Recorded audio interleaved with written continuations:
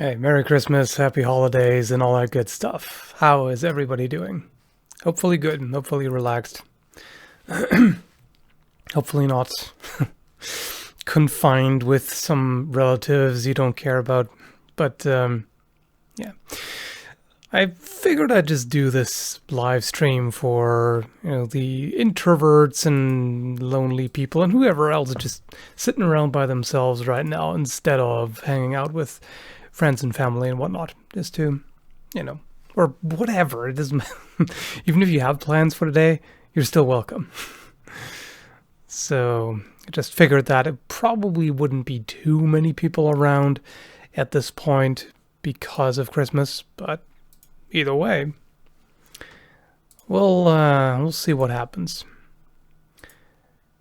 And we're also going to see how many of my patrons are around. Because I've got the Discord chat here, I've got a voice channel, so we can just hang out if somebody shows up.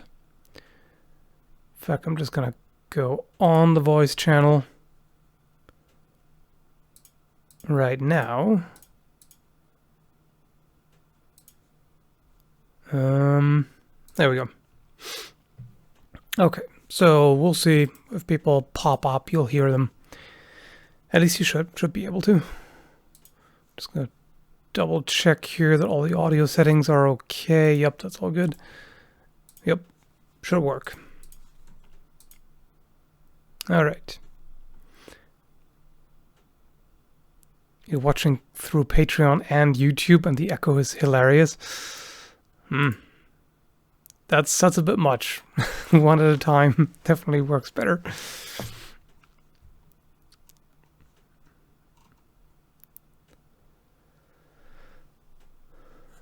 There will be 1,000 plus people, so I will be ignored again. For one, no, there won't be. And also, what's with the... Okay, I'm not even gonna say it. No, screw it. We'll stay positive today. Not even gonna say anything. Yeah, Saturnalia and everything. Indeed.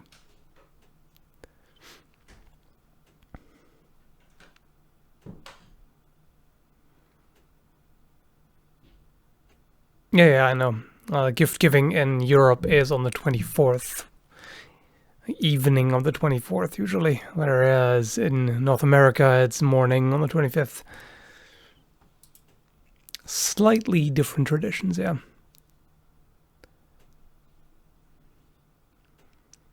Happy Great Horned Rat Day? Where's that coming from? Not that I mind, that sounds pretty cool, but where is that coming from?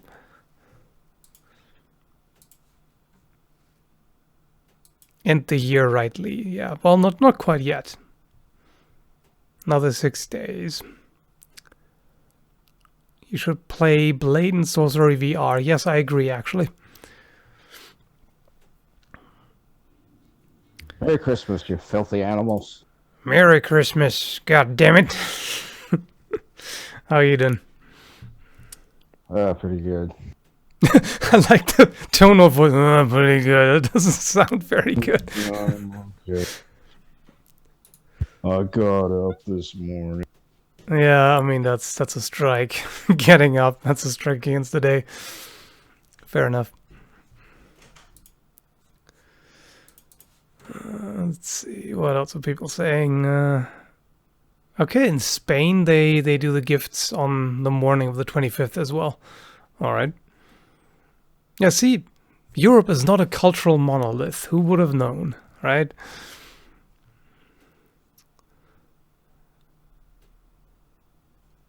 Just remember to be humble and wish for an Albion. Yeah, that goes very well together. Humble little Albion gifts.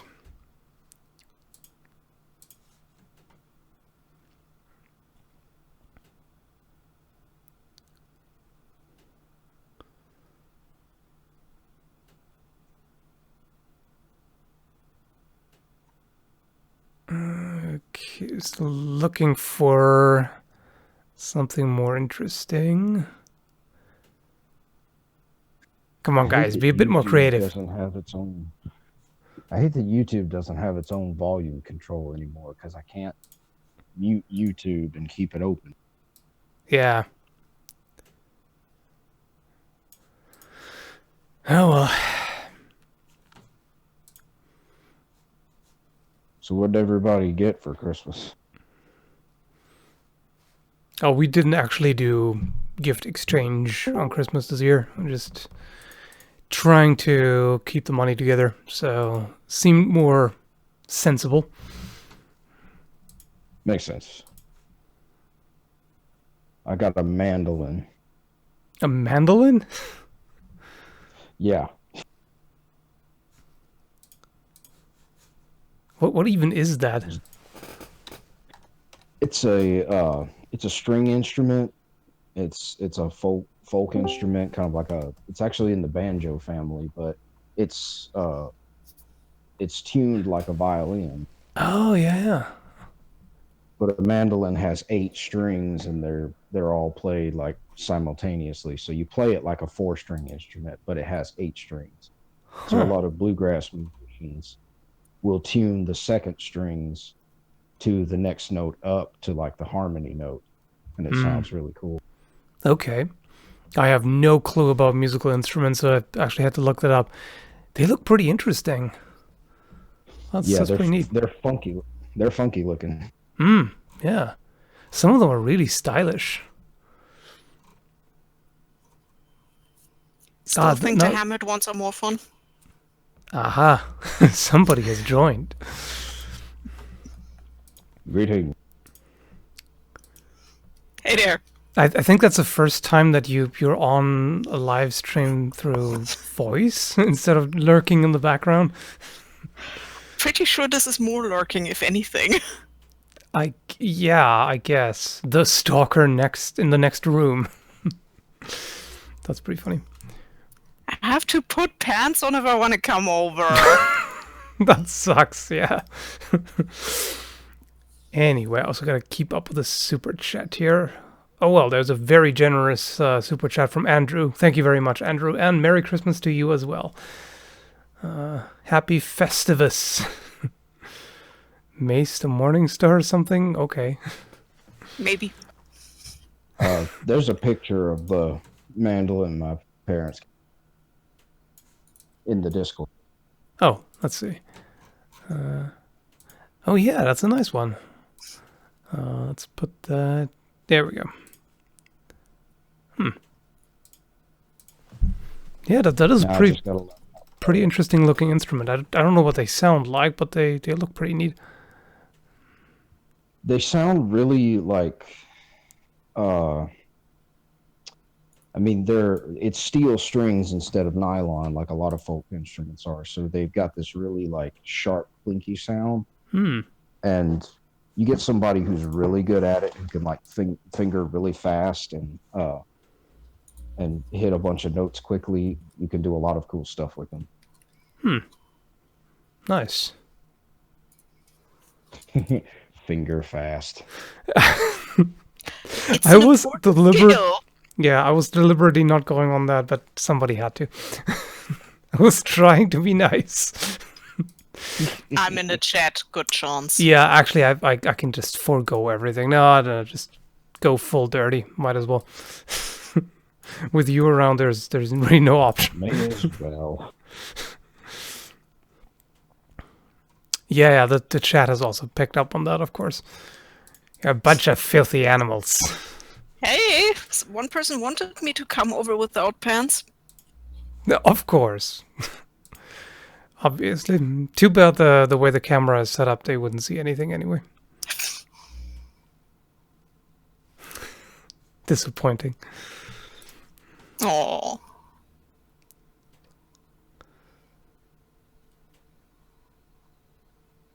There's a good question. Did the Vikings have any holiday around this time? Well, they had midwinter.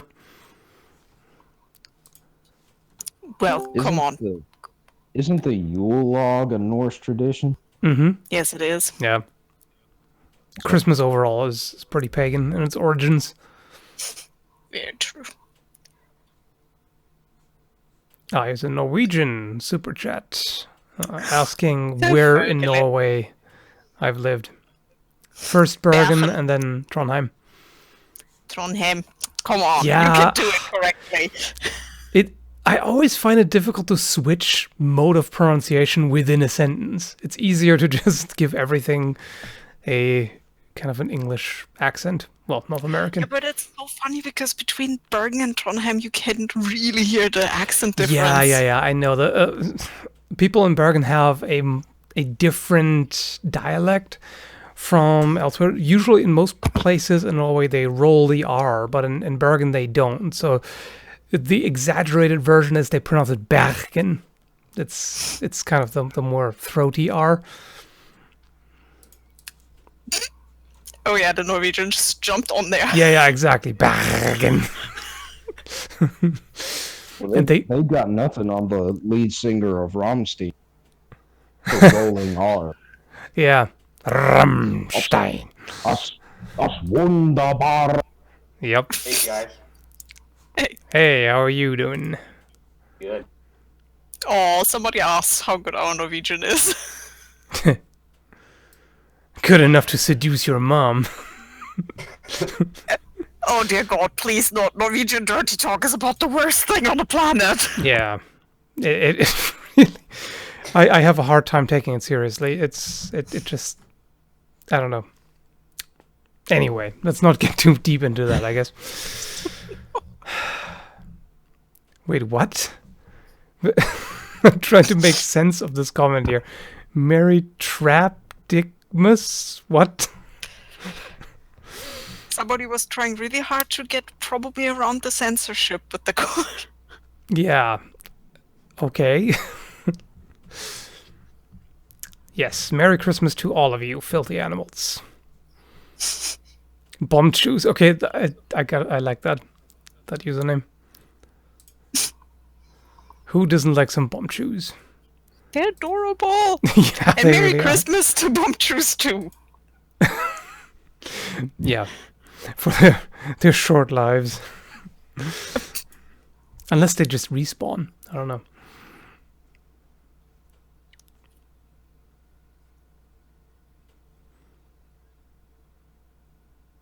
I'm not entirely sure if there is any region in northern Norway where you can live for free, but it's really desolate and cold. I mean, I know in Canada you all but get paid to live in the northern territories. Yeah, there are definitely tax benefits for living up there because nobody wants to. Oh, yeah. For obvious reasons. I mean, all the stereotypes about frigid Canada, they come from the northern territories. I mean, okay, some other parts of Canada also get a lot of snow and cold in the winter, but it's not. We do not talk about Winterpeg. Yeah, Winnipeg. Exactly. Yeah. And Ontario also gets quite a lot, from what I've heard. The stream took an unexpected dirty turn. How is that even ever unexpected around here? Yeah, especially if I show up. Merry fat red man sneaks into your house day. Yeah, that's a good way to put it. Yeah, slightly creepy. Kinda. I mean, I'm not judging whatever floats people's boats. I mean, somebody will probably find a way to turn that into some kind of fetish. People are very good at that. True. Okay, Nayot wants us to say hello to Laura, his sister, and Tyler, whoever Tyler is, because Tyler didn't get any kind of classification. Merry Christmas. Okay. Hi, Laura and Tyler. Merry Christmas. He's some configuration of humanoid. Probably. Did you just assume their species? Dude! So I got distracted looking for my jingle bells. That sounds perfectly normal. Yeah, well, supposedly in Ontario currently it's outside green. Well, Oh. it's Canada. Maybe it's green from other reasons. Yeah, it's legal now. Well, I'm still waiting for the obligatory "you smoke weed, bro." On every stream, every single stream. Without fail. You smoke weed. Why don't you like katanas? Every time. And then Also, when I say I don't, it's like, why you hate potheads, man? because it stings Sword short. fighting in Lord of the Rings realistic. Dear God. Also, I appear to be the only one keeping an eye on the super chats. So sorry, Hike and Pie, we can't share any snow. We don't have any here either. No. And at Arqua, Gledeliert. Yeah. What weapon set would Santa Claus use to rightly defend... What? His And historically historian accurate sled? sleigh. Just go with that. Okay, then. I guess dual-wielding candy canes? Candy warhammers? I don't know. It's a sleigh, so there aren't turning wheels, but I'm thinking gladiatorial races, so maybe a sharpened candy cane on the side of the sleigh and just get through with the reindeers. Ooh, like with war elephants, just put some blades on the reindeer horns. There we go. Ah. Antlers. It's antlers. So candy Well. cane colored blades on the reindeer and the side of the sled. Well, maybe if you take into consideration that the modern pop culture version of Santa Claus is comes from Sinterklaas, I think, and it's like it's some Germanic figure. So he'd probably have some sort of German like war axe or something. Well, given the fact that if we take that into account, okay, that version kind of comes from a Catholic outfit, so you would have a long staff, so let's make that rather a bardiche. But then if you go further back, if we really look at it, it started with, more around Thor's Day, so big bearded guy bringing gifts. Yeah, but Thor, so we need a hammer? I don't know. I like the idea of Santa with a big old battle axe. That works too. Yeah, I mean, some kind of pole hammer or axe would work, because then you also have the staff in there. Why not? Yeah, like a big battle axe, two-handed battle axe with a bearded blade on one side and a hammer face on the other. Sounds about right. And the shaft of that weapon is covered in red and green glitter tape to make it more festive. Exactly.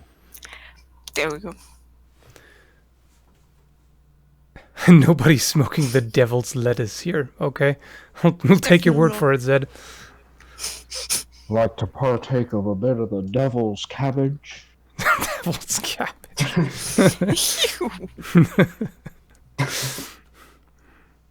The devil's Brussels sprouts.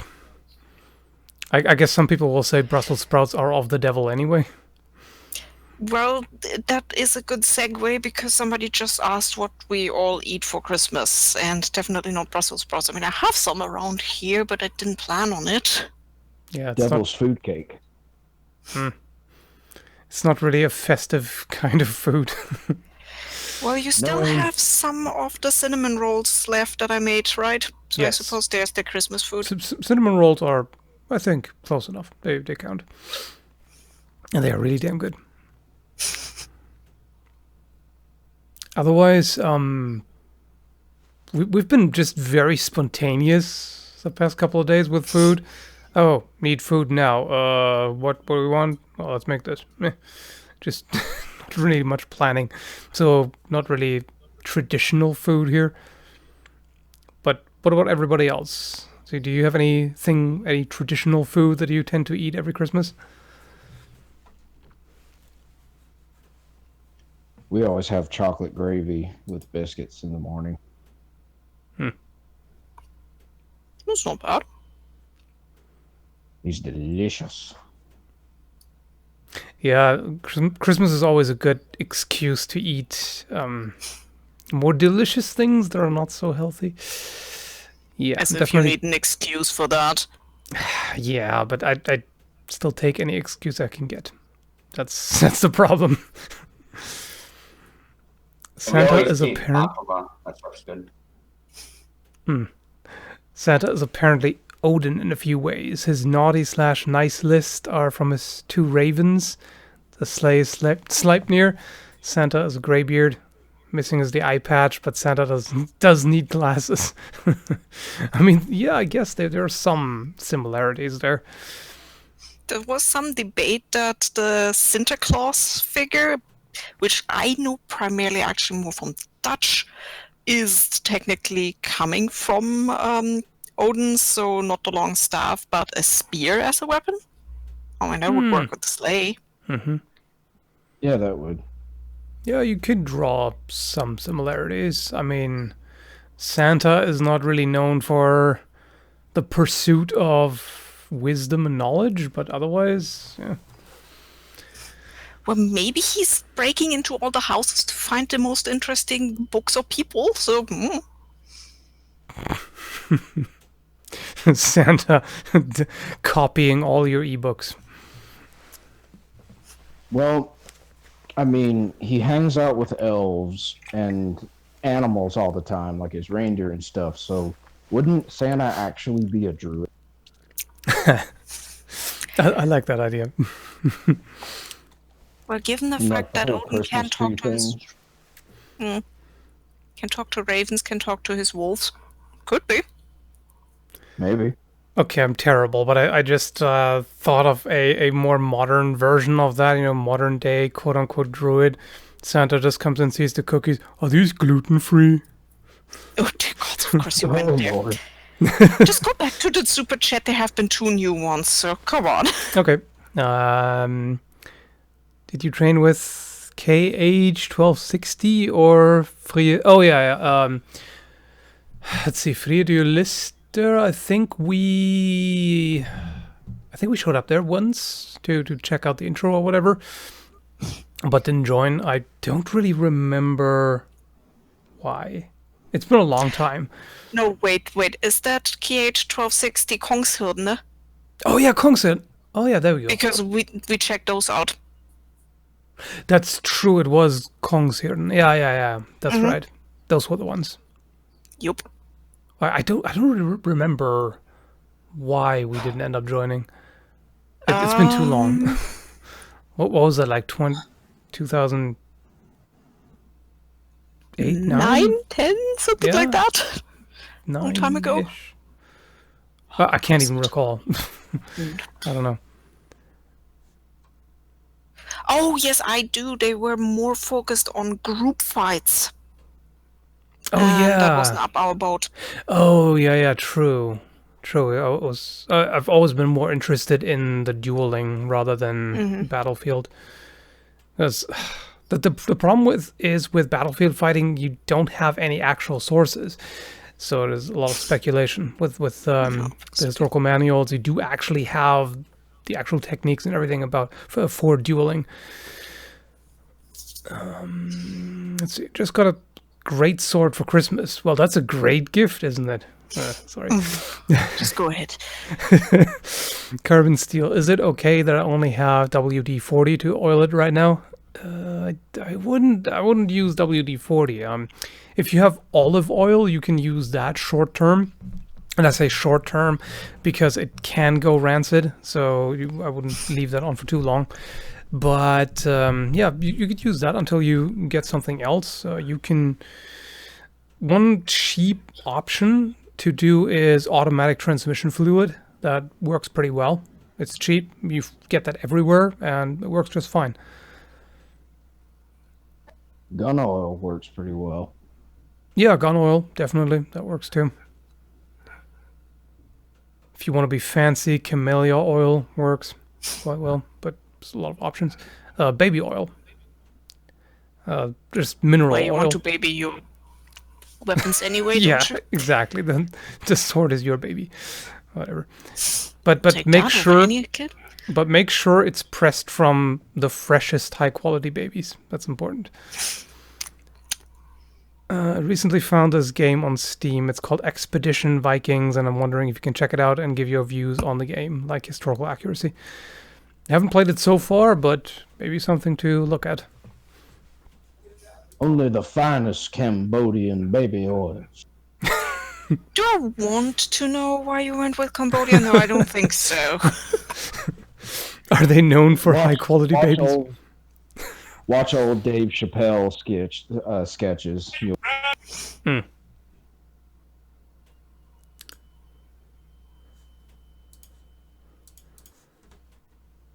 Okay, what's the chat up to? Somebody insists having metal house at Kongshirden. Yeah, I don't think so.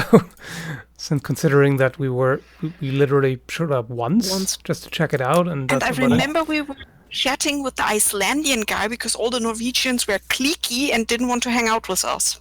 And I'm pretty sure it's still Icelandic. And I was not going for a dick joke there. It's just it is called Icelandic. Come on. How typical of the rabble to think you would bother remembering their face. Yeah, I know, right? Some random peasants. Like, how would I remember them? Yeah, that. What was that? Do I want to know?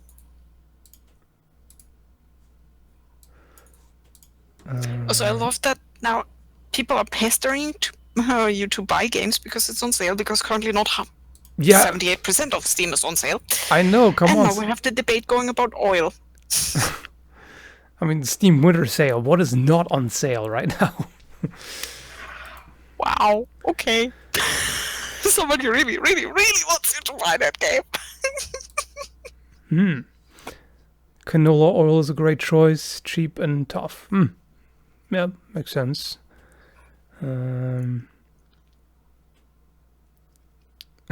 Come on, I gave you what the game currently costs in donations. Yes, and I will use them to buy bagels.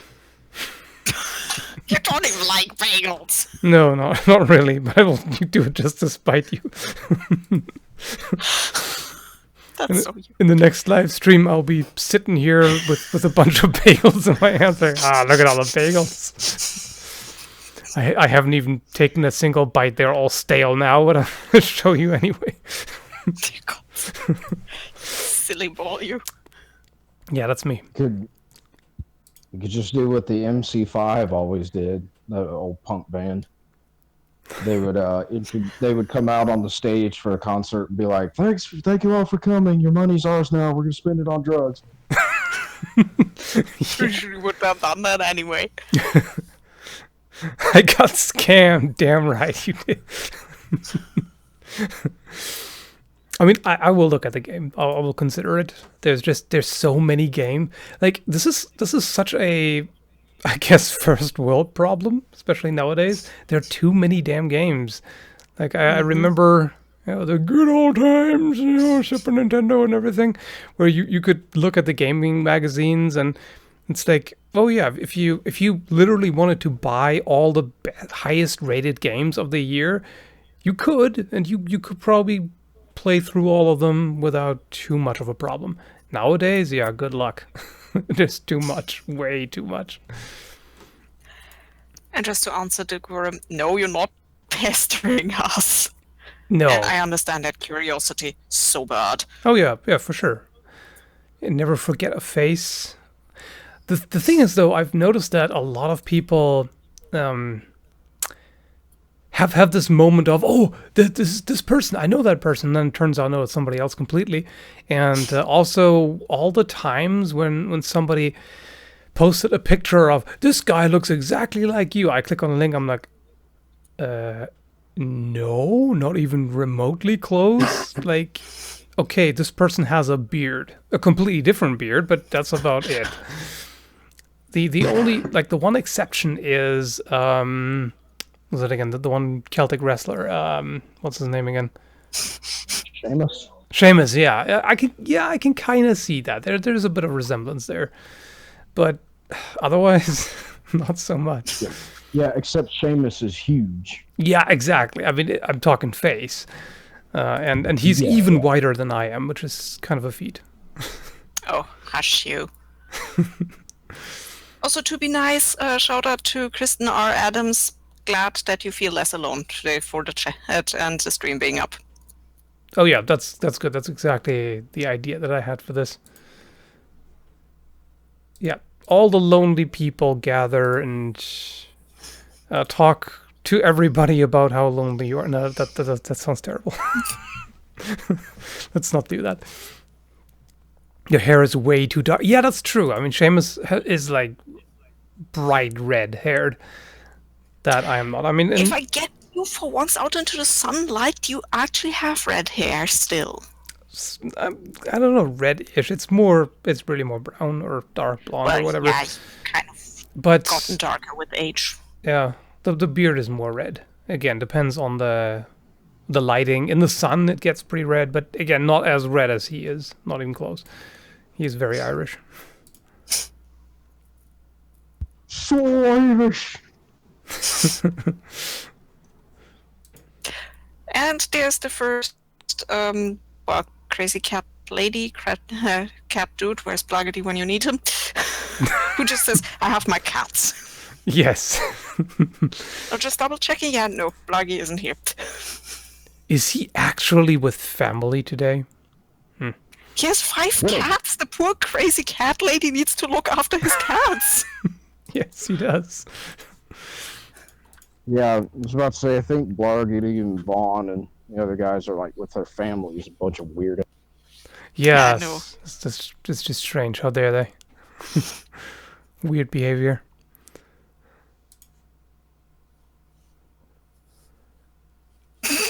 Oh, only for adult company. Do we need to adult the content up? That automatically happens when you're around, so I think we're okay.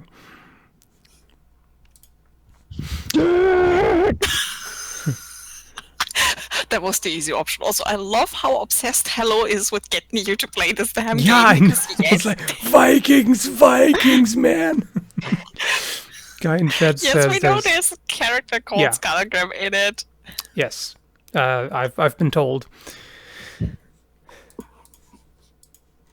That's... Yeah, somebody really wants to see that game on the channel. I mean, if anything, it'll probably be on the other channel, because that's where I do gaming. If you don't know, then check the description down below. Also, somebody has a chinchilla. Oh, they're so adorable. Chinchillas are cute, yeah.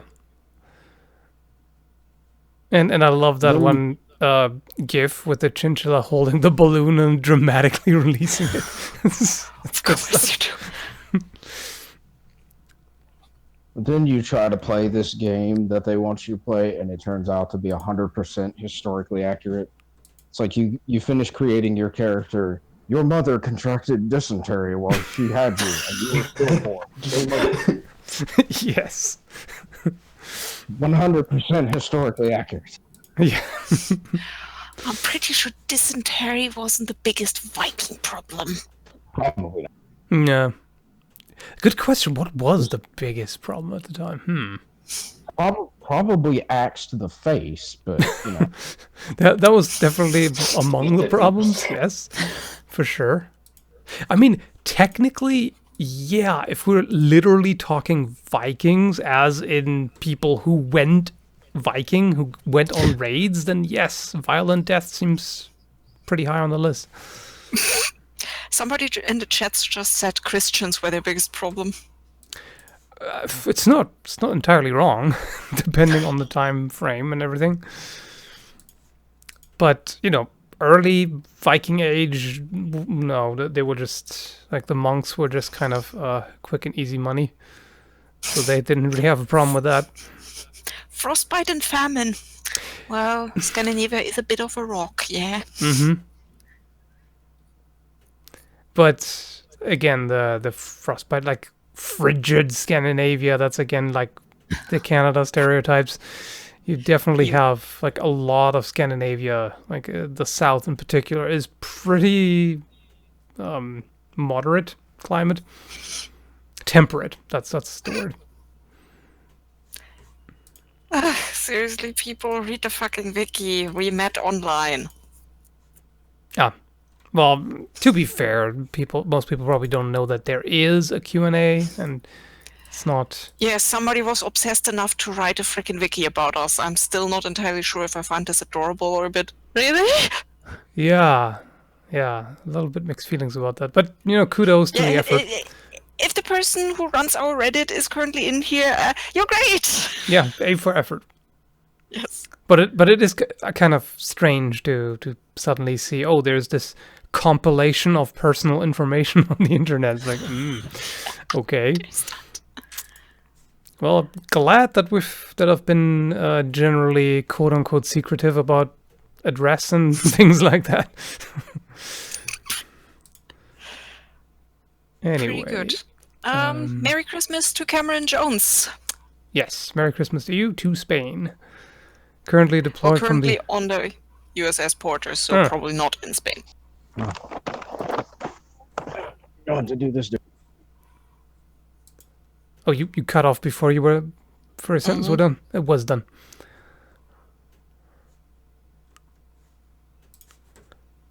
Okay, what else are people saying? It's 2 degrees Celsius where I live, and it's summer. Okay. Current Australian weather?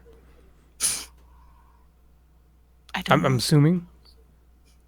There are other places than Australia on the southern hemisphere, just saying.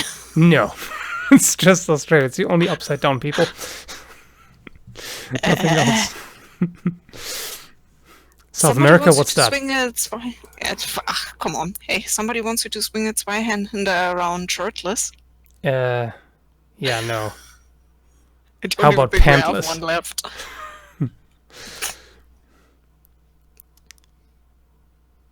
Really sounds like you have a professional stalker. Yeah, there might be a few around. Did Vikings use anything like a combat hammer? No. No, they did not use hammers in battle. Just axes. Hammers are just... Warhammers are a dedicated anti-armor weapon that came about later when you actually needed stuff like that. I mean, I'm not sure about maces, because around that time, the early Middle Ages, there were a few maces, mace heads on a wooden handle. I'm not sure if the Vikings had any. I don't think I've ever seen any finds from Scandinavia at that time, but perhaps. How's the PhD They're going? kind of rudimentary, weren't they? Like compared to flanged maces and whatnot.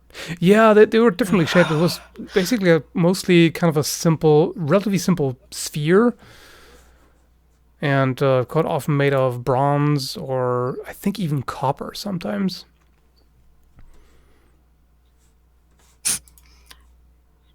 Short question, kind of my direction. No, the only pet he has is me, and my PhD is going as any PhD is going. I'm at the point of, can this finally end?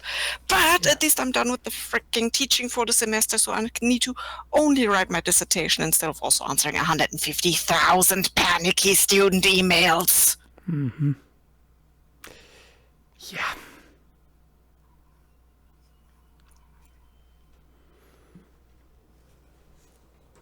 Right. I mean, I always keep joking that it should be called PTHD. Okay, we have a creep in the chat. Huh? What? Me? Somebody's perving on me. Oh no. I mean, yeah, what else is new, but... As if that never happened before.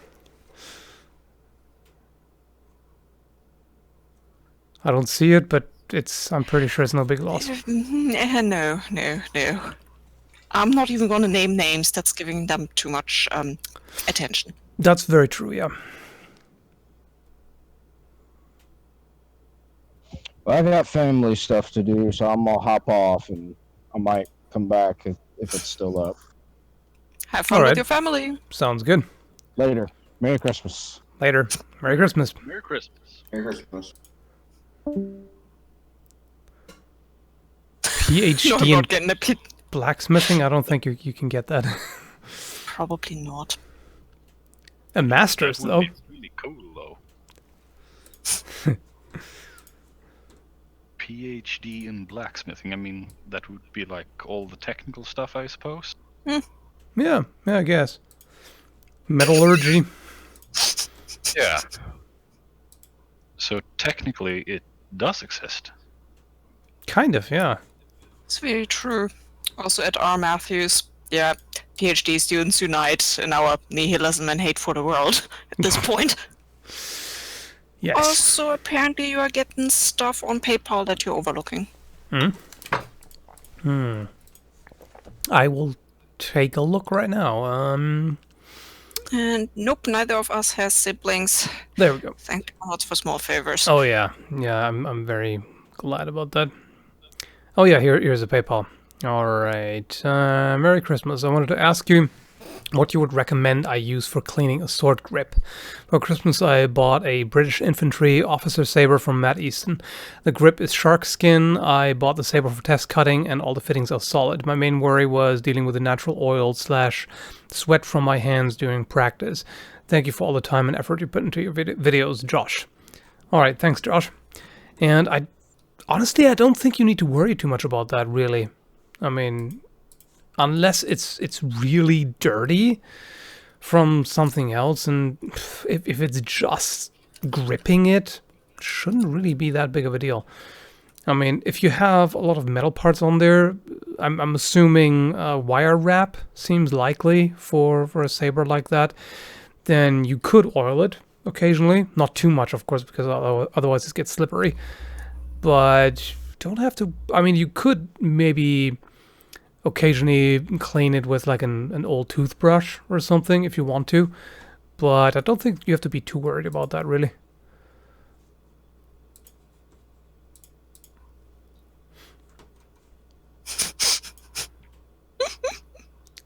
What's funny?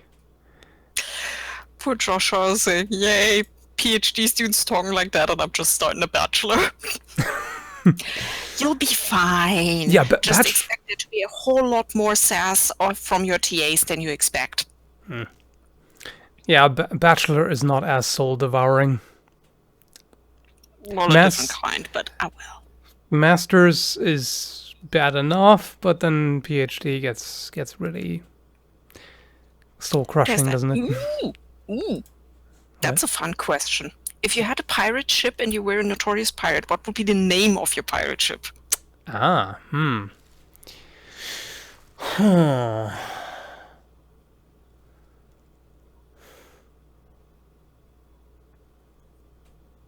Let me think.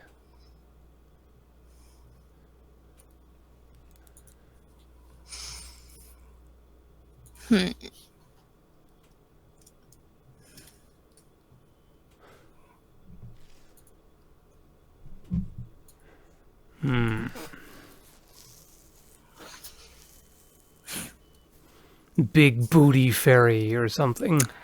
Obviously.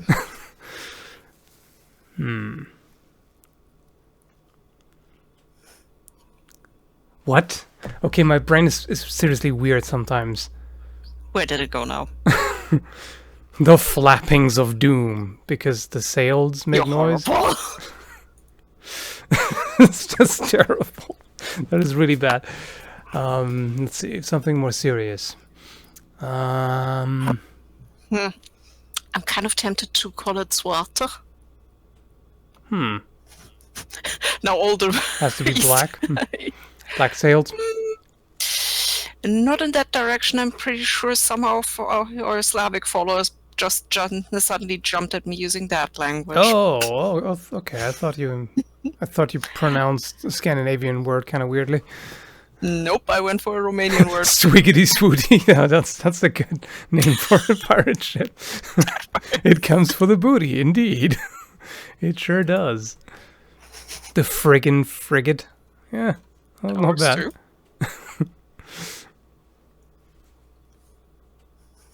No, not fappings of doom. Oh, I'm sure that happens too, after all. I mean, ships. Yeah. I guess depending on how often you make people walk the plank, it could be the shark feeder.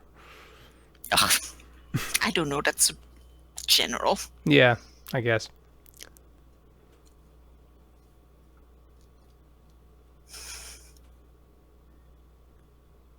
Boaty McBoatface, yes. Of course. Not again! Booty I McBootface? love how they actually named a boat that. Yes. Yes! They actually committed. Yeah, Booty McBootface. That's... Or Booty Face? Whatever. Also, I love that somebody asked if we're fighting duels if we have an argument in this marriage. No, we actually communicate. Imagine that. We're trying for the most part. In That's fact- clearly why I'm in the chat right now. We communicate well enough that we generally don't. I mean, don't fight. I can't remember the last time we actually fought. Yeah, me neither. We've been married too long. Ugh. Yeah. How long have you been married now? Wait. I should be cliche now and try if he can remember. Really? Almost 5 You're years. horrible with dates. Almost in March 19 it will be... No, wait. In March 19 it will be 6 years. Yes. So over 5 years. I thought I nailed it and then I screwed it up after all. Put it like that. That's actually way better than he normally does on how old I am. That's what he primarily forgets. I can't even remember how old I am. But yeah, I always make you younger. To me, you're forever late 20s. I can live with that. Just like your dad is forever late 40s. Yes, 47 to be exact. To the point where I don't even Me? know his current age because you you keep messing with that. He's 47. He's not allowed to get older. It's my dad. Yeah.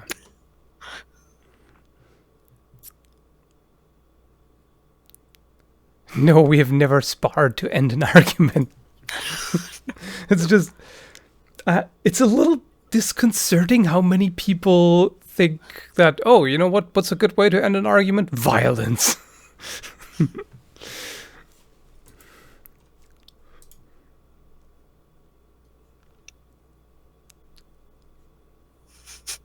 Do you have children? No. Nope. No. Spar is foreplay. No. Or some wrestling, something. Well, not anymore. Put it like that. What? You always lose. What? Hey. The last time we've done wrestling, and actual wrestling, not as foreplay or anything, was what? How many years ago? Oh, I can't even remember. I think 8 or so, probably. Something like that, but it did end up kind of being a bit stupid because I'm simply better at ground fighting and you are better at anything that includes range because me tiny. So, ugh. Also, you should say "were" because we don't know where we're at currently. Well, okay, point taken. That being said, Ethan Long has a pretty nice name for our pirate ship. The Grim Cruiser, yeah. Well, I guess. The Grim Flapper.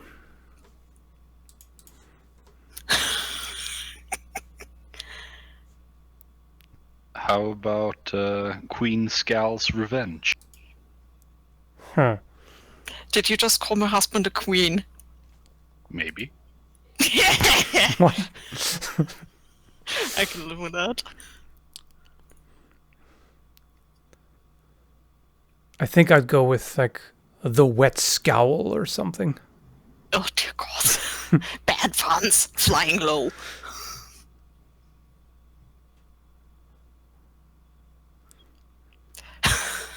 The Flying style. Pommel, yeah, of course. The Flying Dutch Pommel?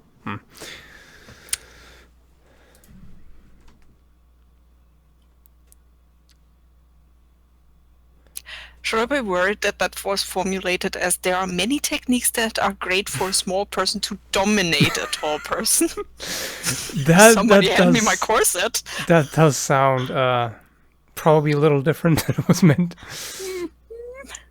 Yeah, I mean, if you're short enough, you can headbutt them in the crotch. I'm not quite that short. No, that would be really short. But I mean, okay, I didn't say headbutt them in the crotch, like standing upright. That would be really short. It would be. If my husband is a queen, does that make me king? Oh, I can live with that. Hey, that's enough of that.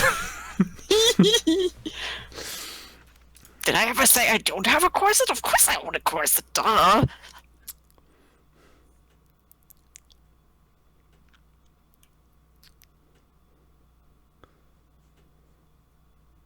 That's why you don't brawl with dwarves or small children. I mean, who brawls with small children deliberately? Pretty sure it's seen as male bonding, something like that. I don't know. I wouldn't call it brawl. Unless you're talking Smash Brothers brawl. Okay.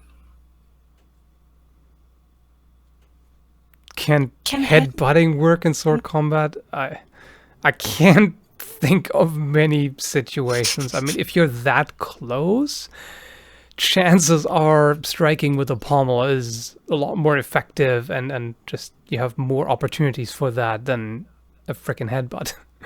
Because don't forget, even if you're in grappling distance in a bind, the swords are most likely still between you, so throwing in a headbutt there, I don't really see that happening. You can just end up cutting yourself.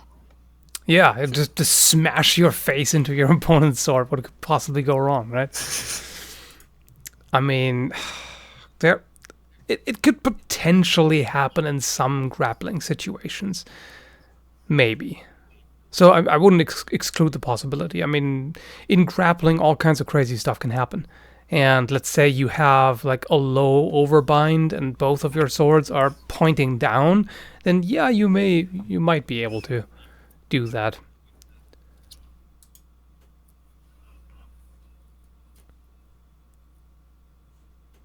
Somebody asks if you have any opinions on full-plated armor, such as King Henry VIII's foot combat armor. That is very specific. Yes, I love that specificity about it. Let's see. I'll just look it up to have something specific. Let's see here. No, that's Henry the VII. No, 8th even. Where is the 5th? No, he asked about the 8th. Oh, okay. Oh, it was 8th. Yes. Why did I think I heard 5th? That's bullshit. Anyway, If I knew. he was a stout gentleman, wasn't he? That is... Yeah, that armor would certainly accommodate a very square body shape. Let's put it that way. Are you commenting on another man's girth? Clearly. I mean, come on. Let me just bring that up here.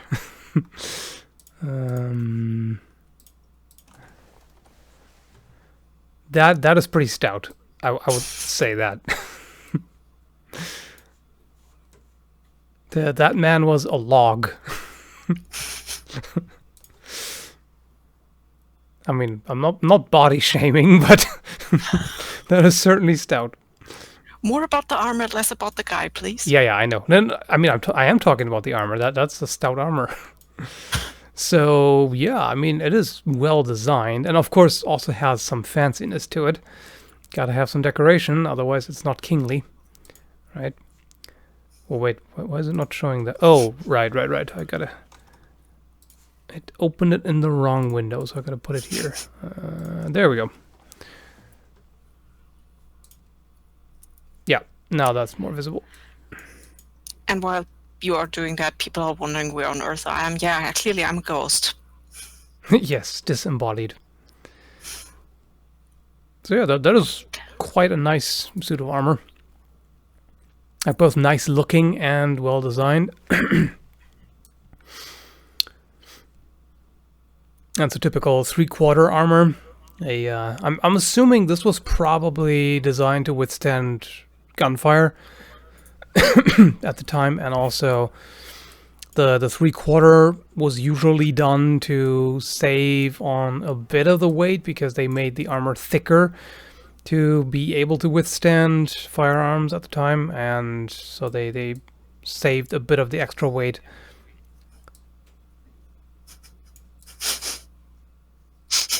What are you snorting over there? I'm sorry. Lay off on the coke. Yeah, no, coke and rat's a bad idea. It's just not the entire chat jumped on calling him thick. Yeah, I know, right? And I'm sorry, that hung like tuna can is getting me. Looks fun to wear in the summer. Yeah, I'm sure it is. That looks really cool, doesn't it? But yeah, it's nice armor. I mean, of course, a king, you could expect a king to have pretty fancy armor. Sent to 904 and bring 1 melee weapon. 904, that's very specific. So, if it says bring a melee weapon, I'm assuming that means I don't have to stick to anything from that time, which makes the question about 904 specifically kind of odd. But if I can bring anything, any kind of melee weapon, I mean, I'll probably just go with an Albion longsword. I say Albion because high quality steel and everything, that's actually better than what they had at the time. And yeah, longsword because that's what I know how to use. Yeah, screw it. So why am I not surprised that somebody called Alexandru Ionut asks if I actually know Romanian? Ah. I was waiting for my Romanians to pop up after I did that. Sadly, my Romanian is basically somewhere stored in the back of my brain, but the weird rolling R is still there. And you do understand it. Yes, I do. At the very least, the whatever accent my mother is speaking. I mean, I'm not even kidding. I can watch Romanian videos online and sit there. Yeah, I have no idea what's going on. And then I'm listening in on my family talking and yep. Speak up in a different language. And it's weird. It's this, okay, it's your family talking. You understand them, even if you technically don't understand the language. So, Do you live in Canada or the USA? It's Beaverland, of course. yes, the great white north. No, obviously, I'm kind of adorable in a pet-like way. Duh. Very adorable.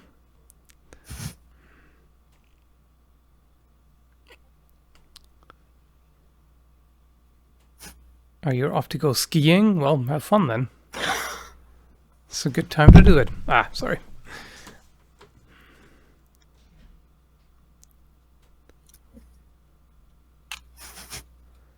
I've done a video on Arabian swords and fighting styles. Since I don't know anything about Arabian martial arts, that would be difficult.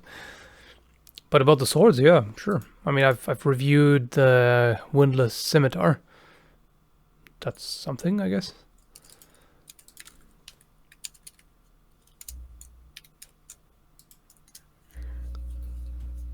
Does a good roundhouse kick have significant impact on a person who has a helmet on? I've actually recently seen a video where somebody throws pretty hard kicks on a willing victim, I guess, with a motorcycle helmet, and it still seems to be quite a bit of shock. So, I mean, it would keep your skull safe. It would prevent fractures and everything, of course. But depending on how hard the kick lands, this could still cause concussion, could still, whip your head around. So could still be potential knockout. Yeah, especially if it hits the chin really hard. Mm-hmm. The chin is a lever. Yeah. Or the side of the head. That's also pretty likely.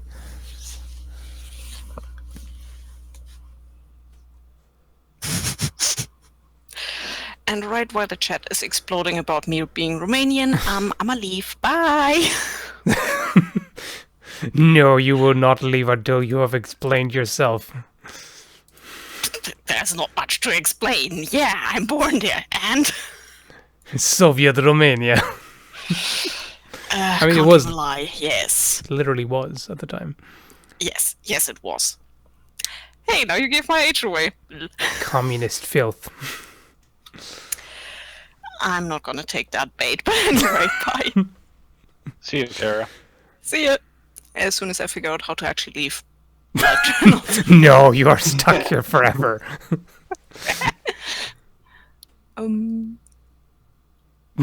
Really? Awkward. How does I do? Yeah.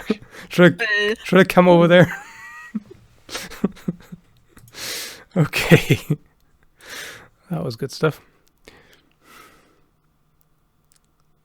Yes, indeed.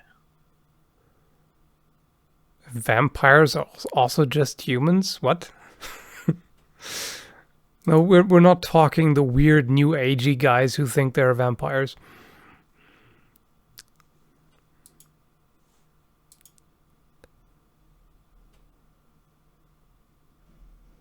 Your military service starts on the 7th of January. Not sure if you want to go. Well, I can imagine. Well, hope for the best, I suppose.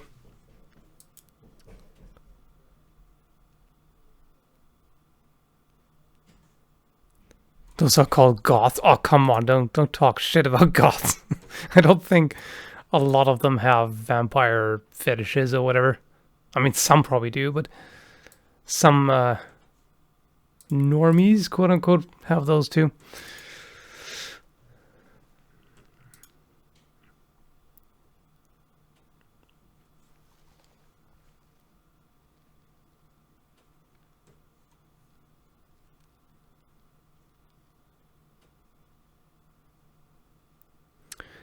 Do you think the katana would be a better weapon if it was a straight edge sword?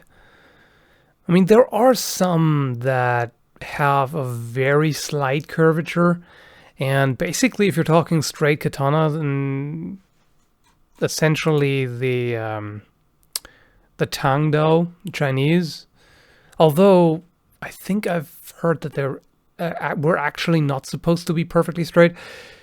Either way, there are some Chinese swords that are essentially straight and not too terribly different otherwise from a katana, so pretty much exists. And I don't think it would make that much of a difference, really.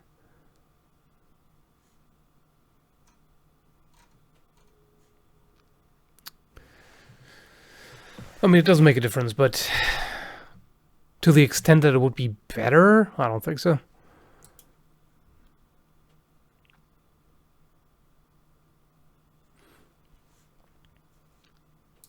People who don't play Expeditions Viking are ultra weebs. That's including my mom. You're still obsessed with Expeditions, okay. It's apparently the order of the day. Could be better for thrusting. Yeah, potentially, but I mean, katanas aren't really that bad for thrusting to begin with, I think. I haven't done extensive testing, but they seem alright for that. I mean, not great, but that's usually the thing when you when you prioritize one over the other. I mean, a katana is really primarily designed for cuts. It can do thrusts as well, but you know, it's cuts are emphasized so much in the design that it's going to have a bit of a negative impact on thrusting capability, but it can still do it. So, and of course, things like Polish saber, for example, can actually deliver thrusts pretty effectively. You just have to do it in a different way. And you can actually use the curvature to go around somebody's guard or over top of it and thrust in that way.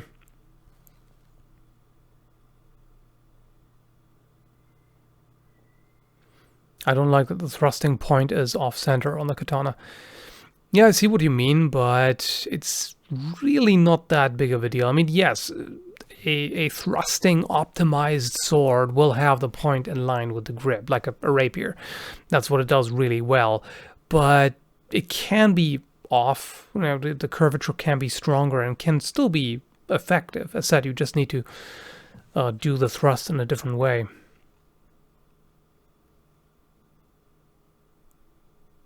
Don't you have a katana review coming up? Yes, I do, actually.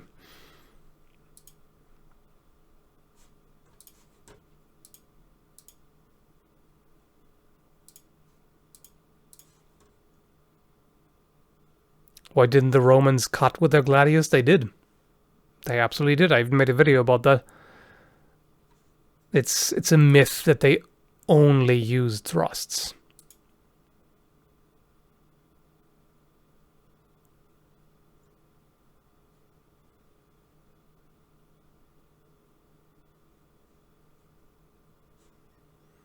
What are your thoughts on the katana?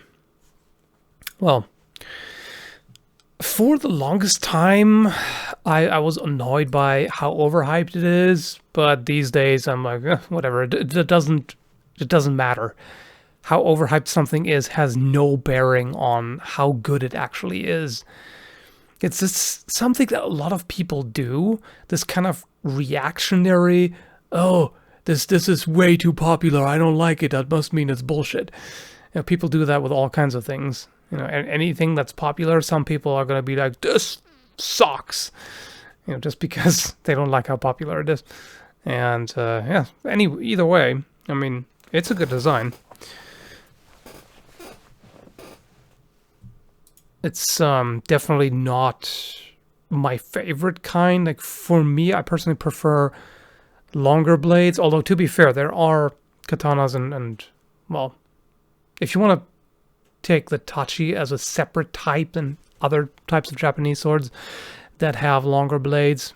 And yeah, I prefer more larger guard than that, but you know, over time I've learned more and more it's really not that necessary. If you really rely too much on the guard to keep your hands safe, then your technique is probably not quite right.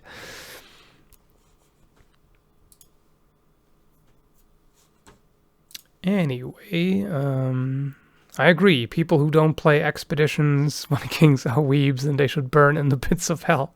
Okay. Getting real obsessive here. Oops, I keep bumping against the microphone stand. That's not good.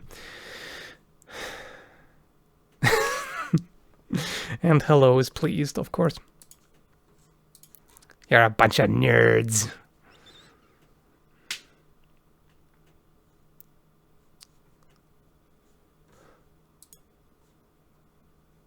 Are you two just jerking each other off in the super chat now? I mean, it's fine. Go ahead. Just get a room, you two. I am joking, by the way.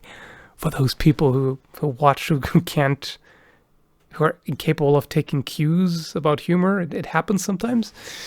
We had that on the last stream where, you know, some people got really pissy because they did not detect my sarcasm at all.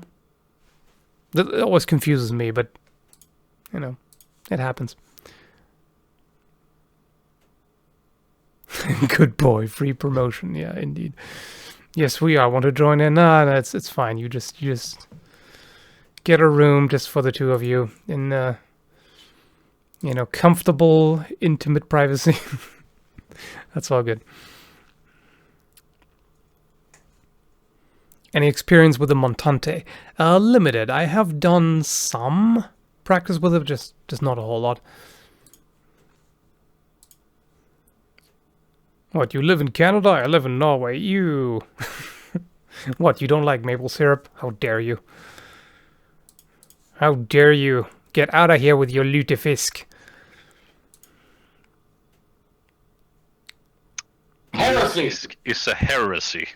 Definitely heresy. Indeed.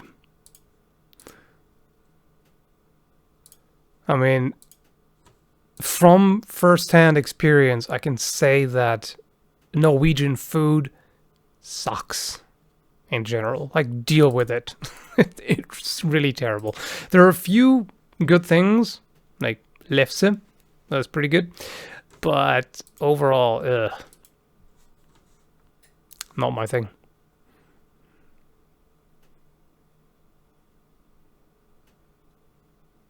Maple syrup is like butts, but gayer. Really? Did your cousin whisper that in your ear while you were, bumping uglies? Is that what happened? You Canadians are the best. Damn right we are. Damn straight, boy.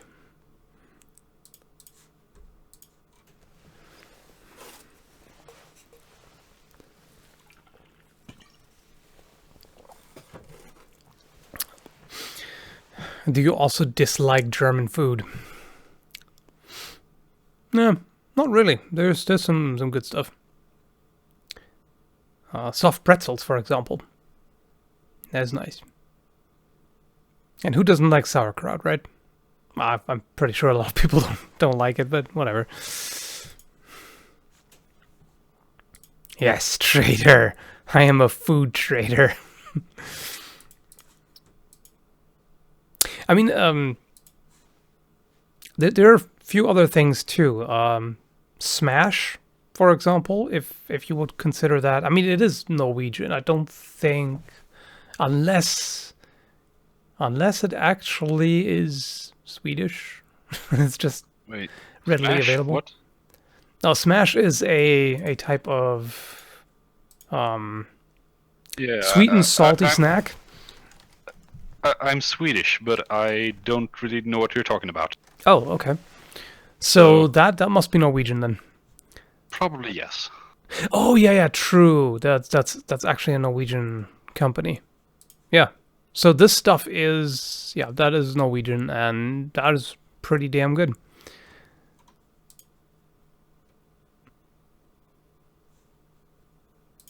So that counts.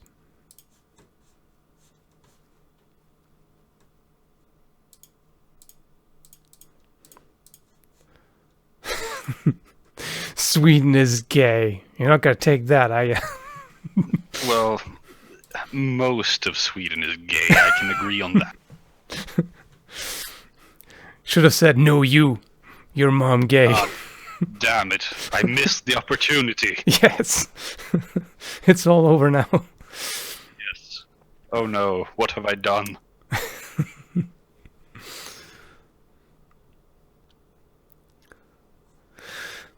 Favorite survival knife you've reviewed? I don't think I've reviewed too many that can be classified as survival knives necessarily. I think one that I'm still in the process of testing and have not reviewed yet has a good chance of maybe taking that place. It's this one right here. Extrema ratio, what's the model name again? Can't see it anywhere. But yeah, potentially this one. That's pretty much classic survival knife shape, even though I think it's designed more as a combat knife.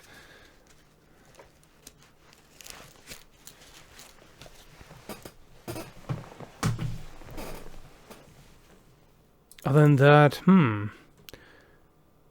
can't remember too many actual survival knives. I might have to cheat by looking at my own playlists and stuff. It happens. It is sometimes good to have a catalog of things you have done when you have such a terrible memory. It's like, oh yeah, this thing, yeah, I have done that. Good to know.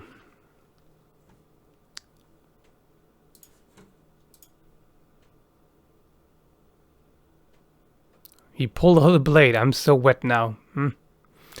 Oh, just be careful you don't extinguish your Christmas candles. Although if you keep them that close, that's probably not good.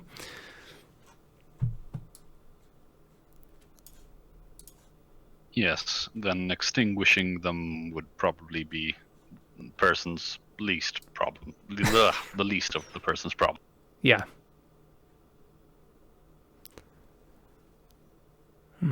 Let's see. What is the last survival knife I've reviewed?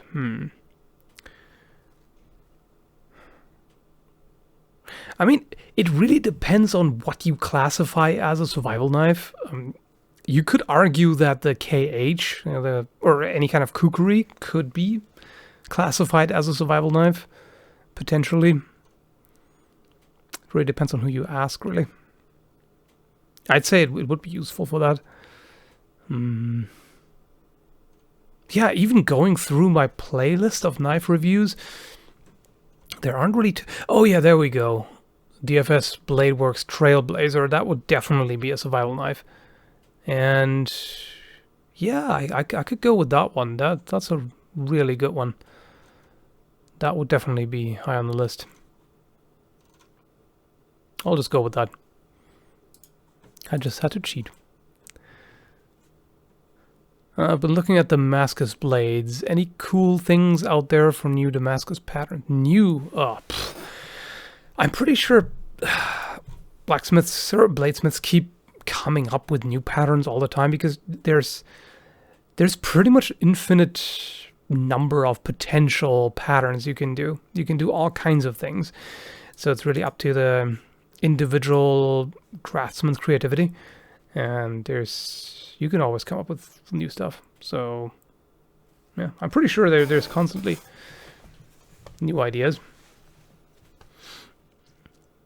Do you think a cane could be used for self-defense? Yes, there are actual self-defense systems involving canes, even as early as Victorian times. Bartitsu has some cane techniques, and there's probably stuff before that too. I wouldn't be surprised. And yeah, there are modern self-defense systems using canes as well. Yeah, didn't you review like 2 hiking poles out of titanium or something like that a while back ago? Yeah, that's right. Yeah, I guess you could qualify those as canes, right? That's a good question. I think I would rather say a walking stick or hiking pole is a bit different from a cane. But I mean, a lot of the techniques you could do with that as well. Aside from there are some systems that use the hook on a crooked cane for, well, hooking and controlling limbs and stuff. That would be different. Yeah. Yeah. Okay. Of course. Mm-hmm. Right now, you'd have to put some candy cane tape on the cane and walk around with that. That would be perfect. Have you ever done an overview of steel types? Not so far. I mean, at some point, I've touched on it in the video on what was it called again? What to look for in a sword, or how to avoid buying bad swords, I think it was called. I could do a dedicated video about that. So I mean, I've thought about it on a few occasions, but I've just thought so far. Well, I'm not really an expert on steels, and it would be better to let somebody else handle that who has more in-depth knowledge on it. Although I could ask one of the blacksmiths here. Might be an option.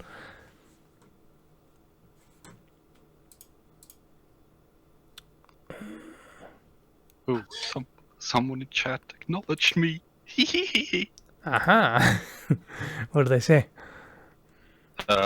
Who is that ominously deep voice? Yes, who are you even? What are you even doing here? I have come to steal all your memes. Oh no, that's a lot of memes. So this is one of my patrons. I have a dedicated Discord chat for particularly dedicated patrons, I suppose you could say.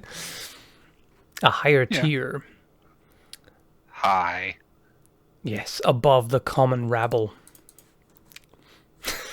There are no pleb here. No peasants around here.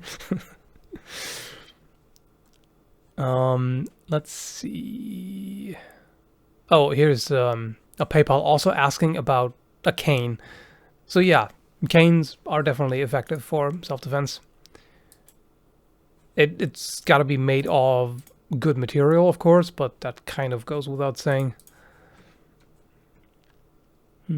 Quick question. What medieval style weapon or just old-fashioned cutting and crushing weapons in general would fit a character who is an elite soldier, general, and political figure all at once? That'll definitely be a sword. I mean, if you're looking at like a highly decorated person, you know, somebody with prestige and, you know, socially important, it's pretty much gotta be a sword because it's just the most prestigious weapon generally. So probably some kind of, well, it doesn't have to be a long sword. It could also be an arming sword, a side sword, or something like that. Probably fairly richly decorated. At least that's what they usually went for. Why is there a Christmas tree sword from Terraria in your stream thumbnail? Why not? It's appropriate, I think.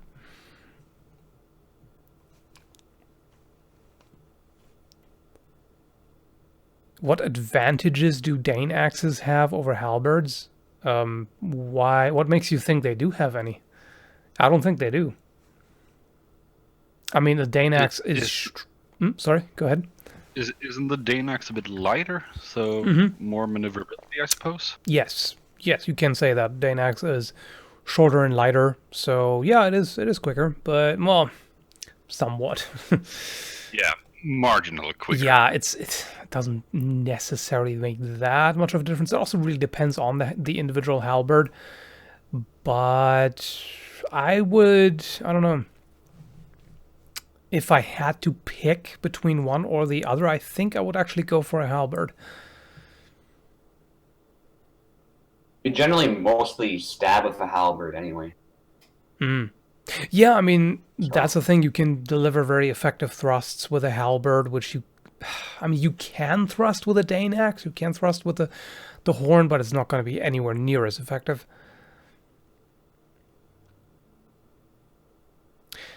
That's a good question, but it's really hard to answer. How short can a sword be before it stops being a sword? That's really a lot of personal preference. I mean, you can, in more extreme cases, you can definitely compare, make a distinction between a moderately long dagger and a relatively short sword. But there's gray area. There's definitely some, you know, overlap in between where it's so long that you wouldn't be entirely comfortable calling that a dagger, but it's also so short that it's like, is this really a sword already? So it's hard to really. I mean, you can even if you try to make. Oh wait, did I put the bottle right in the way of the camera? No, I didn't. You could just designate, like, you just say, okay, anything under, I don't know, 50 centimeters is not a sword anymore. 50 centimeters total length, I guess, because 50 centimeter blade, that would still arguably be a sword. But then somebody comes along with his 48 centimeter thing, and you're like, that's still kind of close. So it also depends a little bit arguably on the person. If you've got somebody who is really tall and has very long limbs, in their hands, a short sword can look like a dagger. You know? Just like a long dagger can look like a sword in the hands of, say, a hobbit.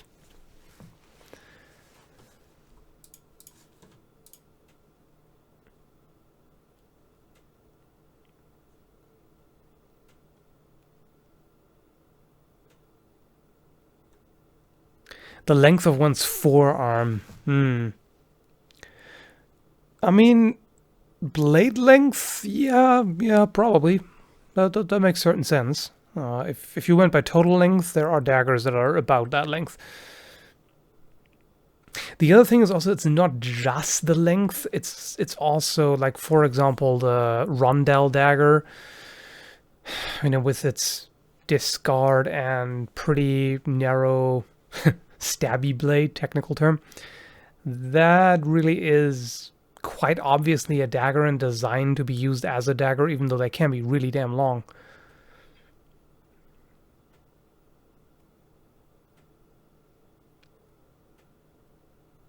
Isn't a spear a type of pole arm already? Because it has a pole. That's a good question. I mean, most of the time you see pole arms and spears being put in separate categories, and it makes some sense because generally with pole arms you can strike very effectively. With some spears you can too. I mean, you can with all spears. It's just not going to be as good with some of them. So there is a bit of a difference in how they're used. So at the same time, there are pole arms that are really thrust dominated, if that's a good way to put it. So you can argue either way. I personally tend to treat spears separately, but you can very well argue that, yeah, the spear is a pole arm. Sure. I wouldn't really argue with you too much if you said that.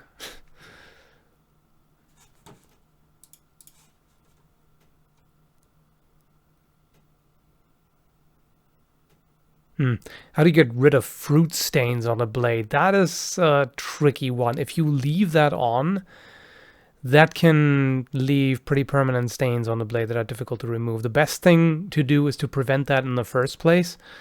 But when it happens, you'll probably have to polish it. Like at first you can try to use some metal polish like Flitz or Metal Glow, for example, and use a Dremel with one of those soft cotton bits and polish the crap out of it. If that's not enough, you may have to take some high grit sandpaper to it, which means then of course at that point you have to go over the entire blade, so that's a bit of a pain in the ass, but that's pretty much what you're looking at, because that can really stay like pretty bad.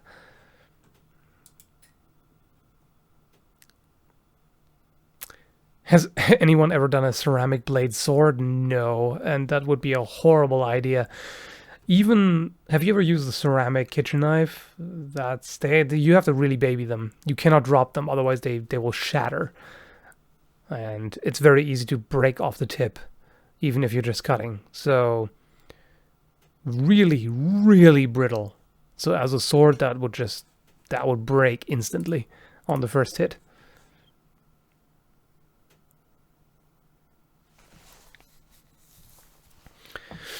What's a good alternative to a wood spear shaft? On a spear, I don't think they're really terribly good alternative. Well, okay. Does bamboo count? Or does rattan count? I guess it would probably work with a somewhat hollow aluminum or titanium rod. Yeah, it could probably work. I don't think I've ever seen it, really. But no, me neither. But yeah. As long as it isn't like hollow all the way and not entirely solid, because weight and stuff. Yeah.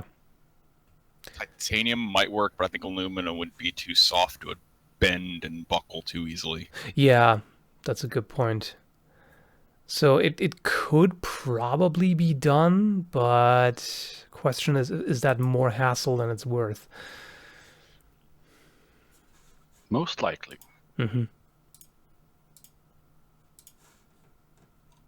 I suppose you could do it with a hollow steel pipe, perhaps. But it would definitely add some weight.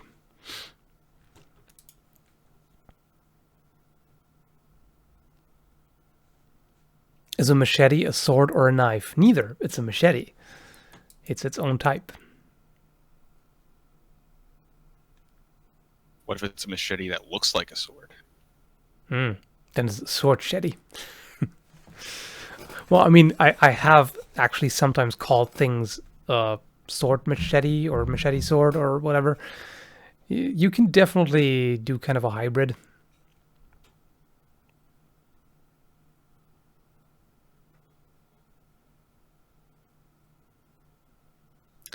Polypropylene. That's actually a pretty decent idea. That might work for a spear shaft. From my experience, it's hit or miss. 'Cause I've had axe or hatchets that they broke. Well, one broke. Yeah, true. Some tomahawks have that. My concern would be something the length of a spear shaft that might get really overly flexible if made of polypropylene. Maybe polypropylene with a steel core, like a thin steel core, might work. Yeah, some kind of composite that could work. That's not a bad idea. Yeah. That's also what confuses me about rattan spear shafts, which you sometimes see in some areas of the world, where it's like we generally use rattan for HEMA practice because the stuff is pretty flexible, and so it's a lot safer. If you have something that's that flexible on an actual spear that's designed to kill, that doesn't seem like a great idea.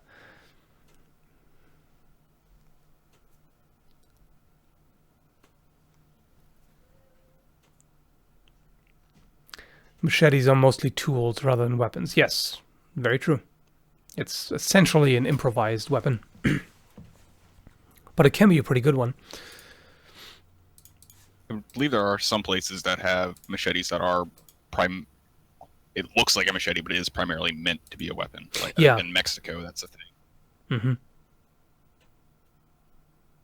Yeah, I've heard those leave nasty scars. Oh yeah, I bet.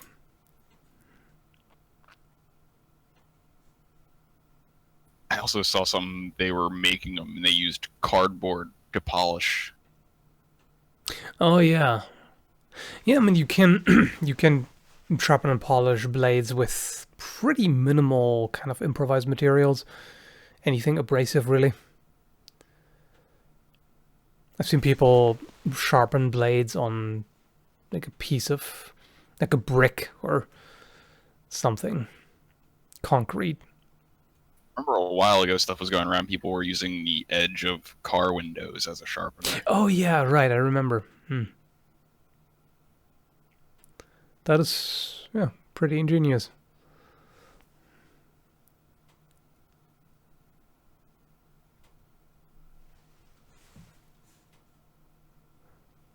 Machete's more about the type than the size. Yeah, I would agree with that, definitely.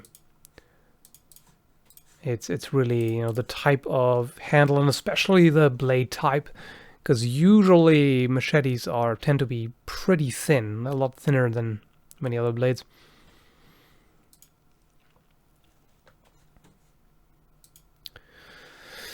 That is a good question. Why were curved swords popular in the Middle East and not straight?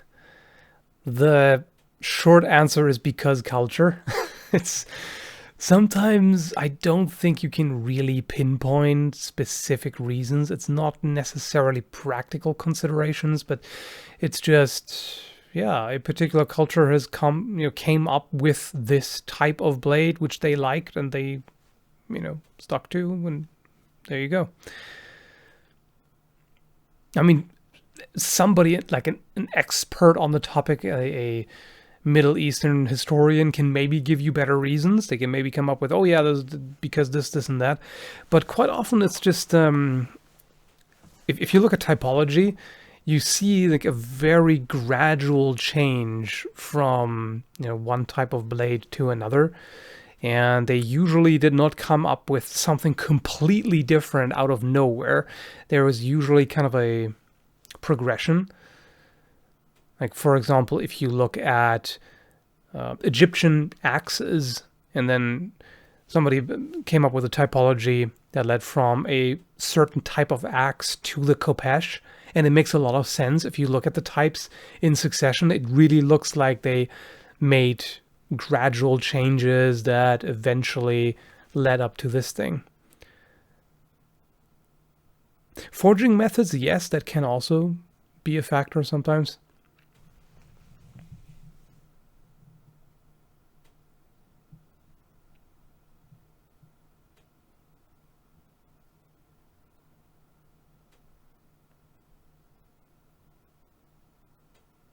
Why don't you stream on Twitch instead of YouTube? Because Twitch is pretty desolate. It's like, what was it, like 40 people watching at most when I stream there. So yeah, this is really more where things are happening.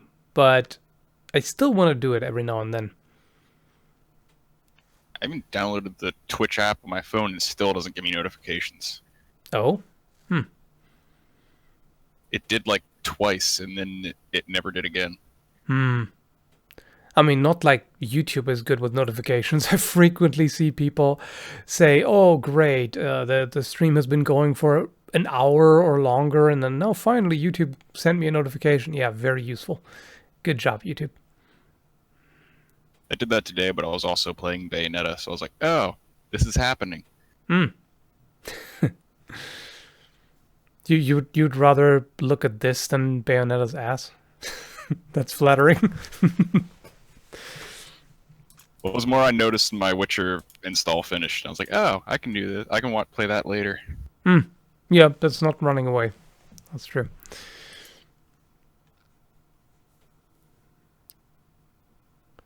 Skyrim is love, Skyrim is life. I'm still kind of debating with myself, do I actually want to give Skyrim VR a try or not? I don't know. It sounds interesting, but at the same time, this could be one of those things where it's just kind of shoehorned into VR and doesn't really work terribly well. At least from what I've heard, it's got some issues, but a lot of people do like it.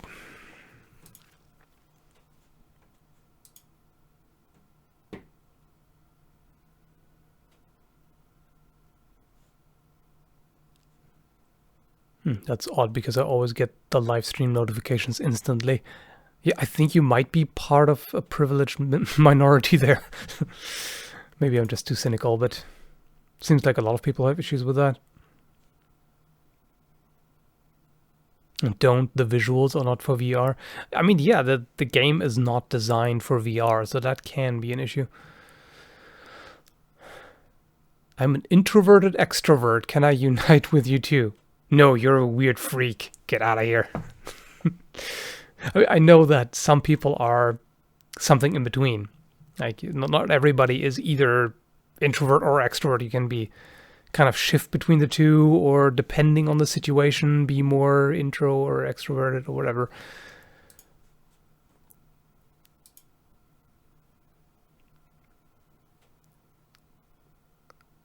Are rusty bladed weapons still considered deadly? If they're just rusty, that doesn't necessarily say too much about. I mean, okay, it depends on how bad. If the rust has like eaten through half the material, that could be a problem for sure. But that really depends more on basically how good was the edge before somebody stopped taking care of the blade. Yeah. Because it can still be nice and sharp, even if it has a lot of surface rust. Or pointed. I mean, if you have a rusty... Tinnitus. Sorry? I mean, you get tinnitus from it. Yeah.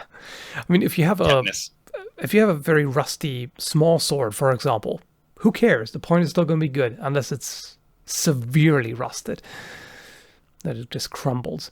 But in that case, yeah, you can probably give them something. Die of lockjaw. Yes.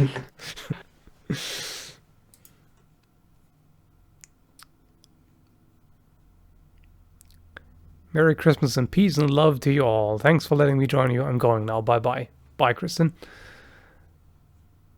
Rust is poisonous. Yeah, I'm pretty sure it's not good in your bloodstream. too much. Most things besides blood are not good in your bloodstream. Yeah, pretty much.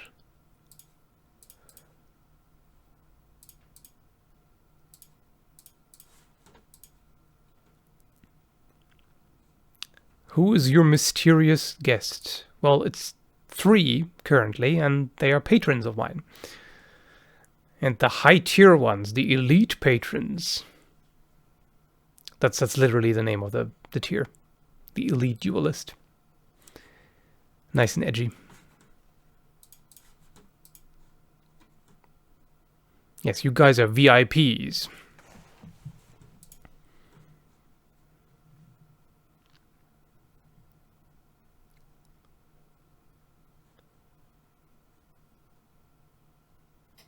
Ahoy. Okay.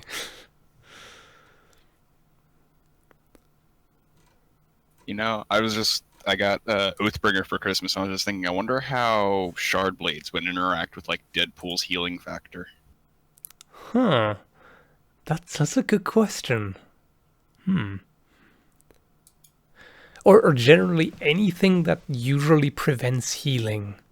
Like, what would that do to a healing factor? Well, I guess there are, I forget what the name of it is, but there is a sword in Marvel that cancels out healing factors. Yeah. But I don't know if, because it kills the limb, it doesn't really sever it, so would it still heal? Yeah, that is a really good question.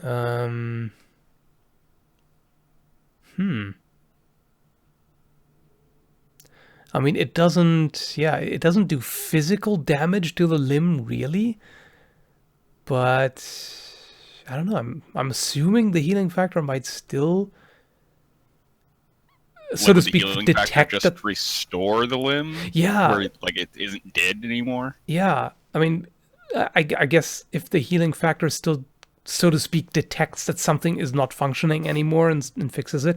I mean, even if it doesn't, worst case scenario, you cut off the limb and grow a new one. That should still function then. Just cut off your arm higher up and it'll restore it. Yeah.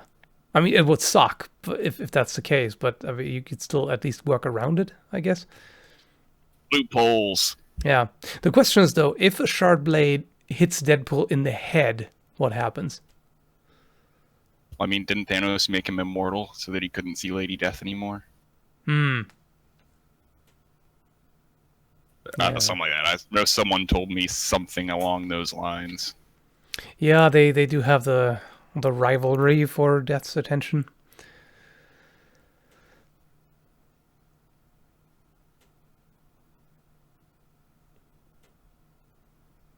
It's also always kind of funny to think with the way stuff regrows. Like, does it always come out of the head? I mean, it would technically be a lot easier if you cut off his head for a new head to grow out of the body rather than an entire body out of the head. But I'm assuming that it probably all comes from the head because that's the center of his, consciousness and personality and everything. I think it depends on who's writing him, but a lot of times it will be he regenerates from whatever is the largest portion of his body.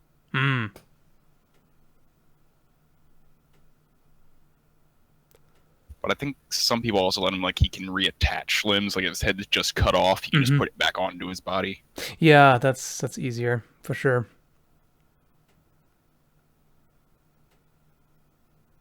I mean, it would be pretty freaky if, like, you cut Deadpool in half and the two halves both regrow and now we have two Deadpools. There was a storyline, I was watching a video that was kind of like that, where there was another guy with an insane healing factor, and Thor dusted both of them, and they regrew back together into the same body. And then to split them apart, Deadpool literally cut himself in half, and then one half turned into the other guy, and the other half was Deadpool still. That's pretty weird.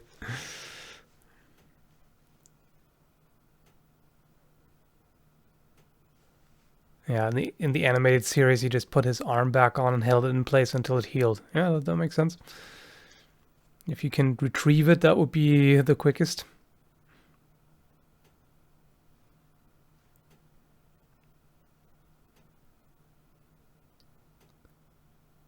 That makes me wonder, is he the kind... Is it the kind of healing factor where if there are a few cells left, he can still regrow? Like if you just vaporize most of his body in an explosion, there's just a little bit of goop left. Can he regrow? Is Deadpool the kind that can do that? I'm not sure about that. I think he has been, but I don't know if he always is. A lot of Deadpool stuff has been based on the writer at the time. Yeah. I know Lobo can literally he can't die, so his soul will inhabit another body and then turn it into Lobo. Oh. Mm-hmm. Yep, I'm dead. I'm gonna haunt this snail and turn it into my normal body somehow. Somehow. Eat a lot of Iceman protein. is pretty ridiculous too.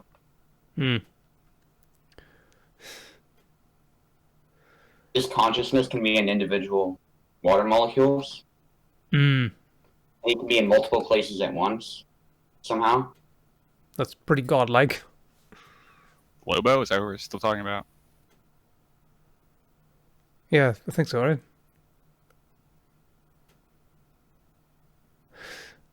Yeah. I mean, if Thanos literally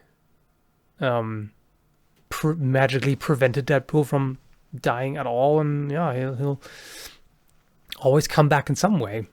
Even if there's literally nothing physically left of him, he'd probably just pop back into existence or whatever. Yeah, I don't know the details. I just know Thanos did something to where Deadpool could not see Lady Death anymore.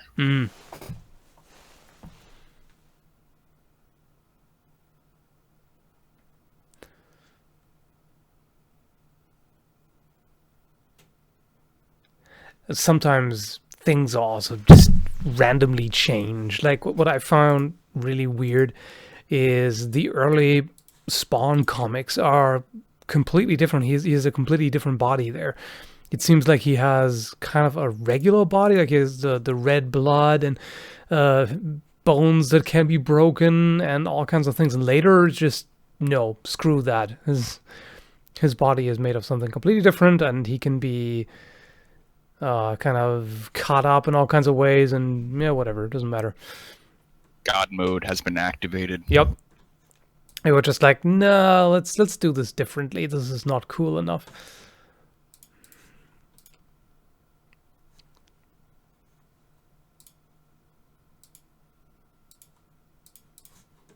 And I do agree that the later version is definitely better. At first, he was still too human-like, really. You know what this comic needs? It needs more God mode. Yeah. Sure does.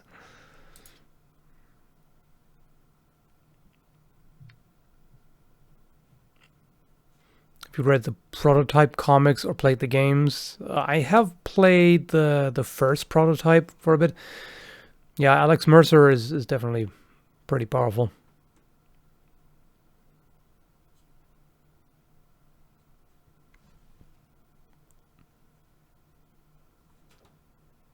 Good day and Merry Christmas from Mims, Florida. Merry Christmas to you, Tom.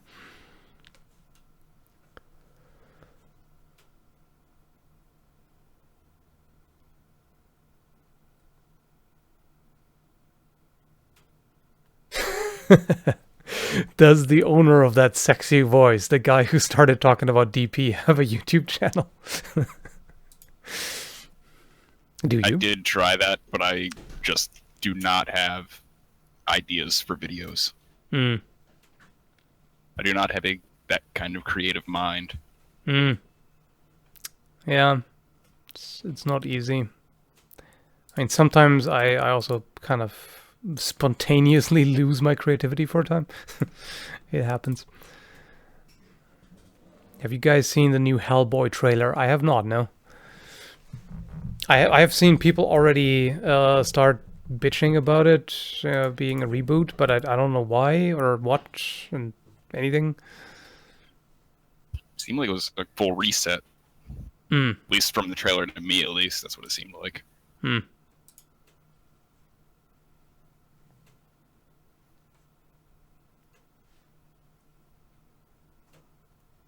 also find it weird for someone to compliment my voice because I hate the sound of my own voice. A lot of people do, because you hear yourself differently, you know, through your bones and everything, and then you sound through the air. I've had to for school edit. I've had to edit stuff. I'm like, why I do this? Yeah. So I mean, everybody, like, the first time you hear yourself, it's like, whoa, what? No, this is not me. But you do get used to it over time. Go get your coffee with this. Thanks, Tom. Always need more coffee. Get the bean juice. Hey, shut up in the back seat over there with your tea addiction. Not gonna lie, I have one. Yes, you definitely have a tea addiction. I mean, we have so much tea. It's kind of absurd. It's not. Okay, fine. It's not. Good quality tea, though.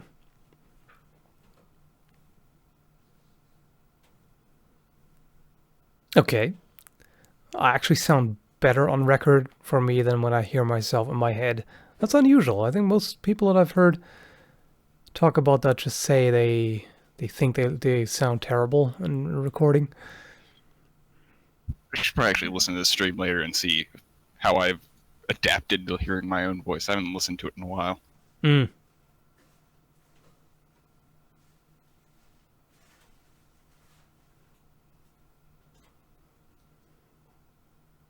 Who has more tea, you or China?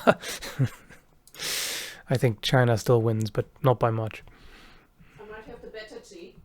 You have better tea? Oh, come on now. You have better tea than all of China. Yes, better tea than all of China. Fat chance. Maybe most, but I don't know about all.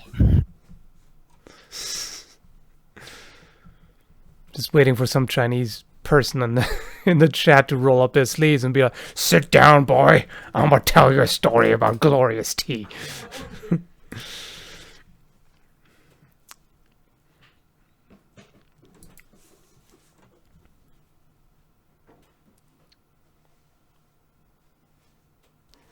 Better tea than the Chinese super rich. Sure, yeah.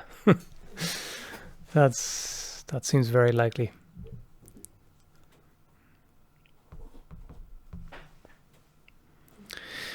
What do you think of the Slingshot channel's homemade weaponry, and would you use some of it in your videos besides the cursed dagger? Merry Christmas. Merry Christmas to you. And, I mean, if I got my hands on some of the stuff, yeah, sure.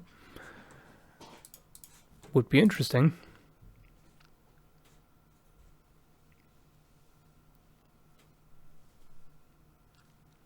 Have you thrown a Glock field knife yet? No, I have not. Great for throwing? Okay. I'll take your word on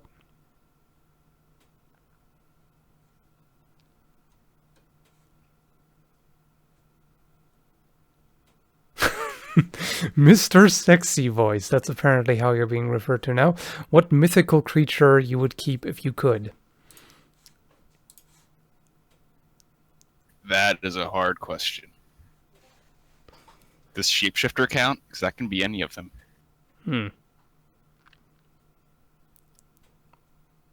By the way, guys, the name is Gunshot, in case you don't want to refer to him as Mr. I mean, you can totally stick to Mr. Sexy Voice, right?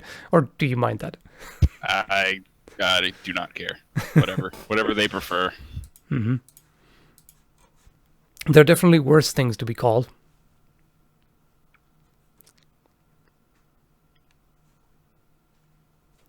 Okay, how would centaur couches look like? At first I read what would centaur crotches look like. I was like, no, not touching that.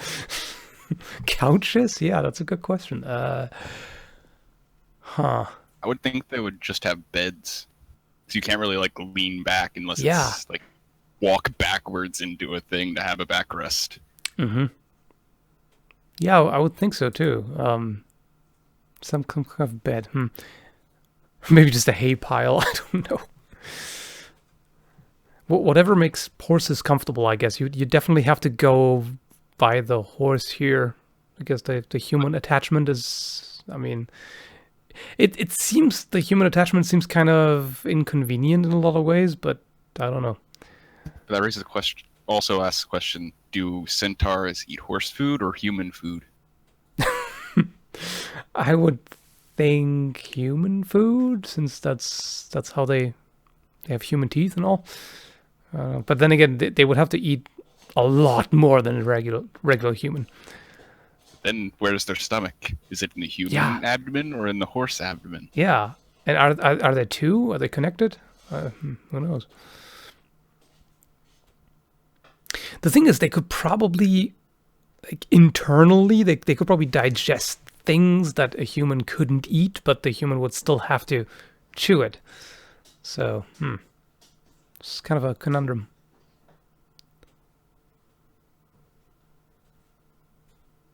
That is a good question. Do they have two sets of organs? Yeah, probably.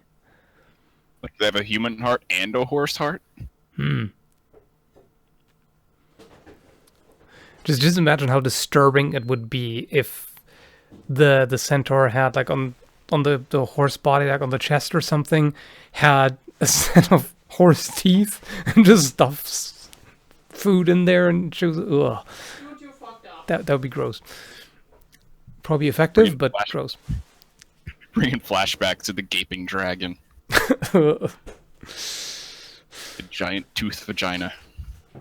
That is really gross. How many nipples do female centaurs have? Asking the big questions here. Well, at that point, I don't even know how many nipples a horse has. Yeah, I have no idea either. That's not something that I ever chose to research. I like that answer. Two more than a horse. Yeah, that seems sensible. Not safe for work. Well, dude, it's the 25th of December. The poor souls who work currently probably don't really give a shit. I should be working, but I got vacation time. Work? Yeah, true. But the poor PhD slaves don't count. They have to work all the time, no matter what. I mean, aren't you technically working? That's true, yeah. In a manner of speaking. Yeah, kind of. I mean, yeah, it is. It even if it doesn't feel like it, it is technically work. Yes. A robot Argonians, that would be pretty cool. Would a female centaur have 1, 2, or 3 pairs of breasts? I don't know. Now I gotta Google this.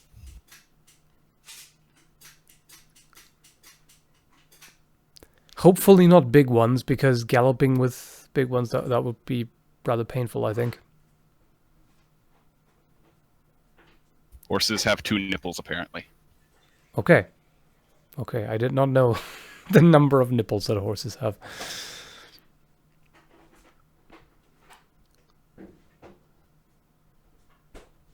But apparently alpacas have 4, because apparently that's relevant information for Google to give me. Yes. Google knows what you need to know. Before you even need to know it, or you know you need it. Mm-hmm. Work that doesn't feel like a job. I'm kind of reading an incredulous tone of voice in there. Well, let's put it like this. This right now doesn't feel like work because it's just fun hangout. But other parts of this, yeah, definitely do feel like a job. It can get a little tedious at times, like anything. Also, kind of one of those things that you may not think about, but essentially this this idea of do whatever you love the most for a living, it is very good advice, and I generally recommend that. But it can come with the drawback of, if you turn something that you're passionate about, or something that's a hobby or a fun activity, if you turn that into a job, that's a good way to ruin it. That is definitely part of it too. That can become a problem, especially if you do it for a long time, i.e. over 10 years. I feel like if I could find a way to just shoot guns for a living, that would never get old. You'd think, but it might. Eventually it might. I mean, it can also very much depend on the individual person, but there's a chance it might.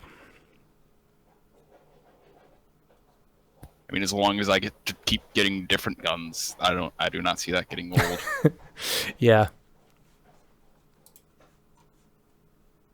And I just realized I pretty much just described Demo Matt. Yeah, pretty much. And at least it looks like he's still having as much fun as he used to. I mean, it's hard to say. Sometimes people are faking it, but I'm not gonna just assume that, because Well, that's not the only thing he does either. Yeah. It's like that's his life. He also has like the vet stuff. Yeah. Mm-hmm. He seems like he's totally into it, and he still is passionate about it. So that's good. And yeah, he's really living the life. That's pretty awesome. The kind of stuff that he does. Until Mare finds out.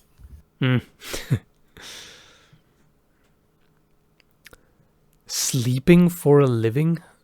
The only way I can see that is sometimes there are sleep studies that you can participate in and get paid for, but I don't think that happens often enough to turn that into a living. I seem to remember a while ago, I don't know if it was true, but NASA was supposedly doing a study that they would pay you to stay in bed for like 3 months. Yeah, I heard about that. I'm not sure if that's confirmed, but I mean, yeah, it would make sense if you want to do a study on muscle atrophy or other physical changes when there's zero physical activity. Could be a thing. That would be the part that would be a bitch, is then when you need to get up, like after that time period, your muscles are gone. Yeah. Like you can't even stand on your own. Yeah. That is one of those things they better pay a lot, because that really sucks to recover from that afterwards. That will not be good. I mean, I guess no, never mind. I was gonna say, I guess some morbidly obese people could sign up for that who can barely get out of bed to begin with, but then again, they probably don't want those, because there's not going to be that much of a change. Not much useful data. Yeah, exactly. Oh yeah, you stayed mostly the same. You put on another 0.5% fat, but it didn't make much of a difference. I don't know.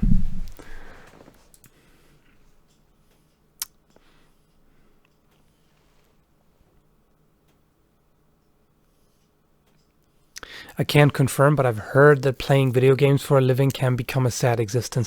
I wouldn't be surprised. I can't imagine that, if that's really... Again, this ties into the... If you turn something that you do for fun into a job, and then you have to do it, no matter if you feel like it or not, and you have to maybe do it longer than you normally would, and et cetera, over long periods of time. Playing video games for a living actually normally is play the same fucking level 500 times over to write the bug reports. Oh yeah, that too. It can also mean playing the same thing over and over and over again, much more than you normally would be comfortable to do. I can definitely see that getting very tedious, for sure. And yeah, game testing, that must be really tedious. From what I heard, at least, I don't follow a lot of stuff, but from Twitch seems... that a lot of the people that have gotten big there seem pretty happy with it, but I know a lot of the pros that went to the Overwatch League burned out really hard and just gave up. Yeah, I can definitely imagine a competitive gaming. That is definitely that is not so much fun. I should say they gave up the Overwatch League, and went back to streaming on Twitch. Oh, yeah. I can imagine. I mean, anything competitive really can definitely get tough. Well, that, and apparently the rate of the games and the length of the season were just really intense for the first season. Okay. At least compared to a lot of... Well, granted, I think Overwatch League is the only one that's really gotten that intense on League doing it, rather than just like tournaments. Mm-hmm. How do you get your beard so fluffy? It's actually not even all that fluffy. Naturally, my beard tends to be kind of wiry, Like, I know some people who have really fluffy beards, like super fuzzy, like soft kind of beard growth, but I just have to keep it moisturized pretty well. So beard oil and beard balm and all that, that works pretty well. And combing it regularly. So you can tame it if it's naturally not cooperative. I had a beard that was like the Swedish straight and really nice. You know what I mean? Like the Northern Europe, a lot of them are more straight. Mm-hmm. But no, it's just the wiriness. Yep. Here in Soviet Russia, we do not celebrate Christmas. In Soviet Russia, Christmas celebrate you. And I need to get to sleep to wake up tomorrow for work. But Merry Christmas. Yep, Merry Christmas to you. And that kind of sucks. I didn't even know that Christmas is not celebrated in Russia. What kind of trickery is this? Like, not even on the 26th. Shame.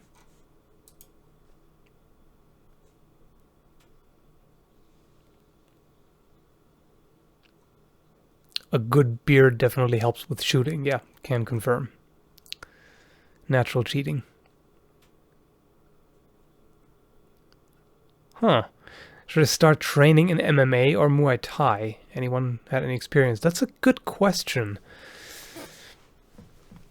I mean, if you don't already have a personal preference, I'd say go by the quality of the school and the instructors. If you find that either the MMA or the Muay Thai school has a better reputation, or more experienced instructors, etc., then that could make it easy to decide. Otherwise, yeah, personal preference, I suppose. I mean, it also depends on if you want to do grappling, because that's definitely part of MMA, but not so much of Muay Thai, as far as I know. Yeah, Muay Thai is mostly just clenches when it comes to grappling, and that's about it. Mm-hmm. Whereas in MMA you have ground fighting and all that. So yeah, if you want that, then definitely go for MMA. Oh, there's a very generous super chat donation from Sir Torch. Thank you very much. Highly appreciated. I'll make sure you pay taxes on this donation. Yes, I always do. Always. Just the easiest way to handle that is always just taking 30% right away and putting that off on the savings to pay the taxes with. That's always, out of sight, out of mind, so to speak, and then don't have to worry about it. I saw the price on the Russian one, like, holy shit, that's a lot. And then I realized, oh wait, that's rubles. Yeah, rubles, indeed. I have 200 rubles. How much is that? Just it's out like of curiosity. $2 in American. Okay. I already looked. It's like $2 American. Oh yeah, I see. Mm-hmm.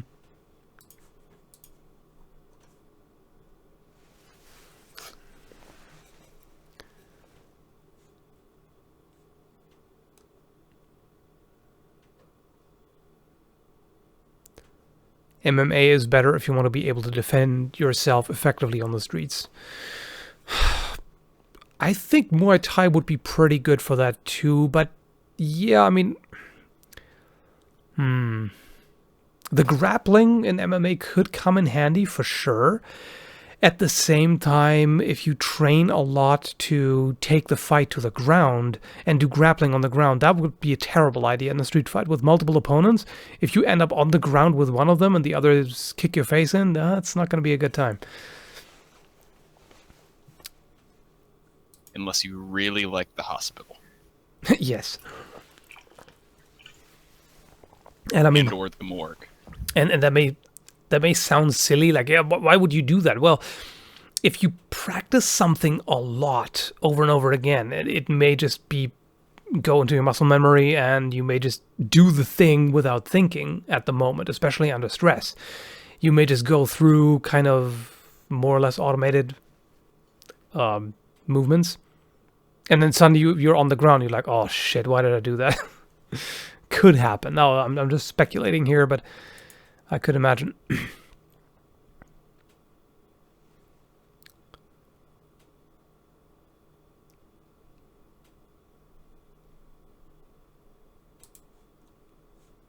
Also, someone a while ago had a comment about beard you'll have the taste of your last meal. It's like, that's not a beard problem, that's a mustache problem.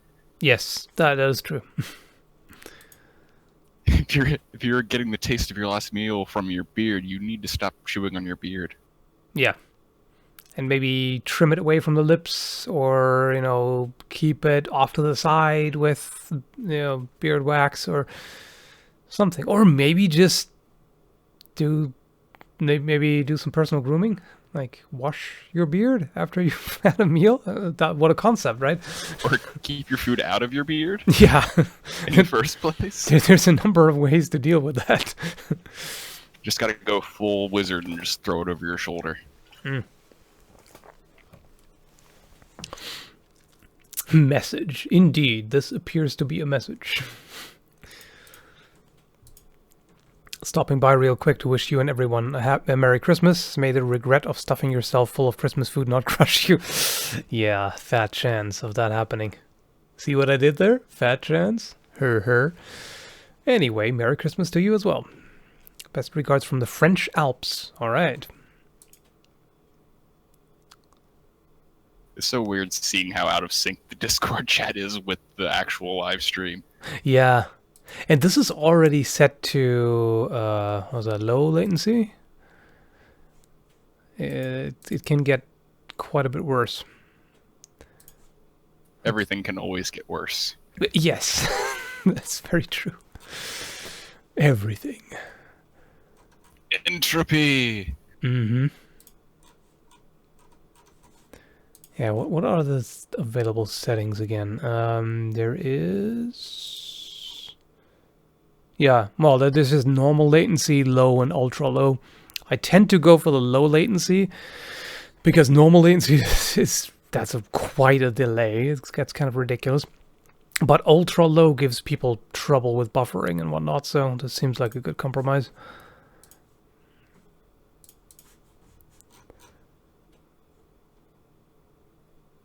I remember a couple months ago, I had been trying to still use a wireless card to game, and then it just, died. It was trying to die, so I was just lagging like crazy.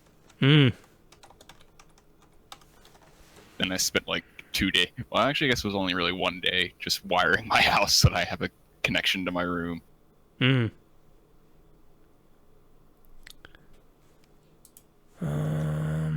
What's your favorite drink? That's a good question. I think, considering how addicted I was to it at a time, I probably have to say malt beer. I haven't had that in a very long time, probably 10 years or so. But yeah, that's some good stuff. It's just way too sugary and pretty high impact stuff, but very tasty. Doesn't really taste like beer. It's way sweeter.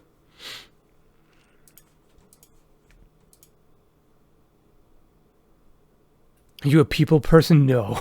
I cannot claim to be one, not even close. Tend to be a bit of a social hermit.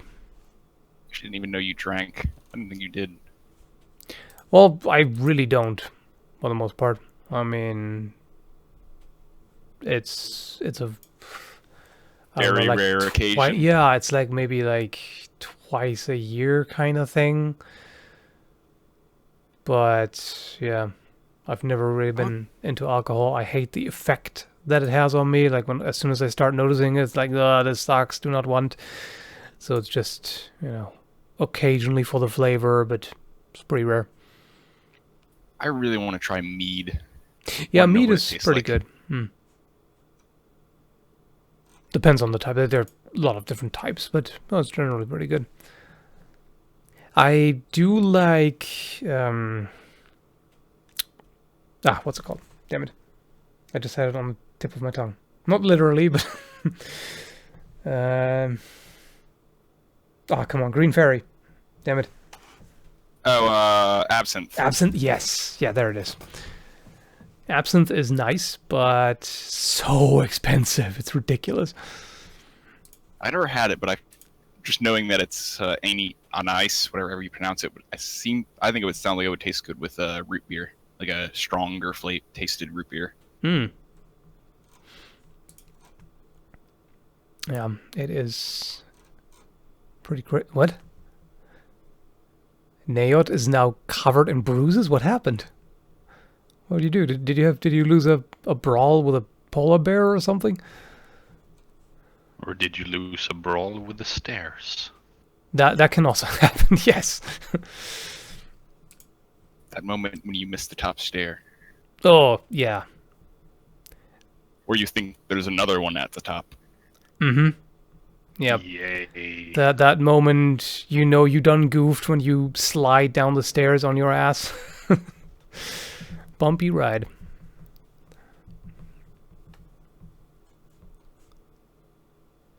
Do you not feel more social after alcohol though? No. I just feel as soon as I feel anything, I feel too miserable, and then I don't want to deal with people, like even less. It definitely doesn't work for me. My sister brought her husband, and I. Huh? Okay, you were doing sword sparring, and you went crazy stupid. Okay. Well, Crazy stupid is best stupid. Did you have fun though? I'm assuming the answer is yes. Well, I mean, he can't answer for however many seconds. Well, that's one of my two moderators, so I think you should not have the time limit. I hope. I'm actually not sure how YouTube does that. You would think mods are immune from that, or whatever, exempt from the slow chat setting. Yes, but the thing is, common sense is a flower that does not bloom in everyone's garden. Yeah, and definitely not in YouTube's garden. I mean, okay, to be fair... Can you really call YouTube a garden, though? I mean, yeah. The thing is, as much as you can joke about it, I do have to say YouTube has actually gotten better. Or, if you want to be cynical about it, has started to suck less in recent years, or at least 2018. I've definitely noticed some improvements or some fixes to messed up things. They still make a lot of mistakes, and a lot of things still are broken or half working. Or YouTube Rewind. Yeah, exactly. But on my end, as a creator, it doesn't seem to suck quite as much anymore. I mean, yeah, I know that's one hell of a statement. Like, the best thing you can say is it doesn't suck quite as much anymore. That's a little sad.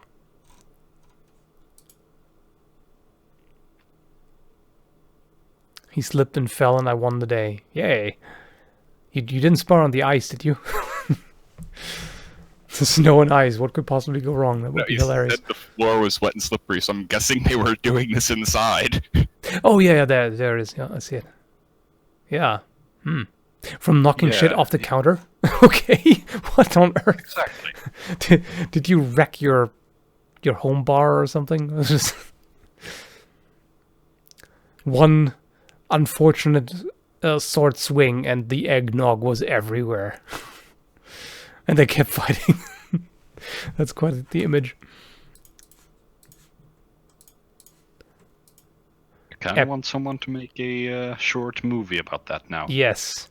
Epic slow-mo sword fight drenched in eggnog. Yes, please. YouTube Rewind That was... sounds kinky. Yep. YouTube Rewind was hilariously out of touch. I have no idea. I have not even bothered watching it.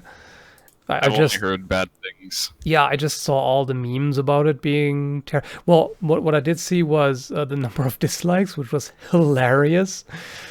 Like, I've never seen this many dislikes on anything. So that's pretty good. It is the #1 most disliked video on YouTube now. Yeah. So that was pretty funny. I don't actually know why, and I don't really care, but yeah, it is kind of funny. There's like a huge gap. I saw the statistics, and there's this huge gap between the top two and the next ones.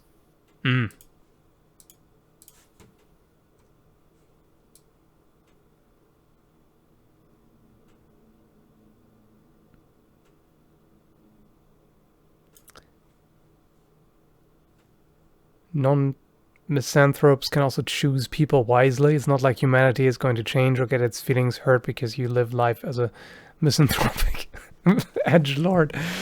Yeah. certainly. But you don't have to be an edgelord to be a misanthrope, I think. You can just be kind of cynical about the nature of the human species and just be like, yeah, this is not going well. This hasn't been going well for a long time, and I don't see it improving anytime soon. I think you can say that without being terribly edgy. Yeah, but the gap between the number 2 most disliked and the number 3 is almost 6 million. Wow.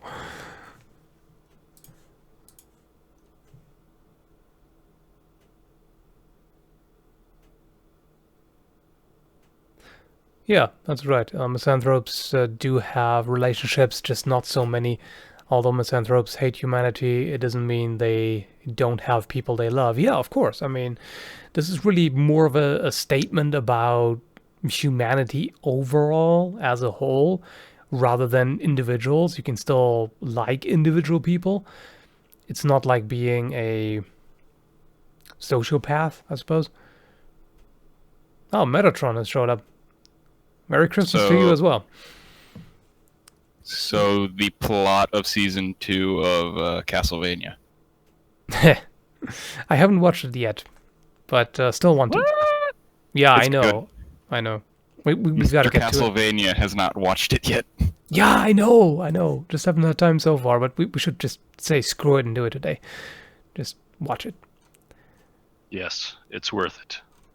Yeah, I The thing is, bet. it's still extremely short.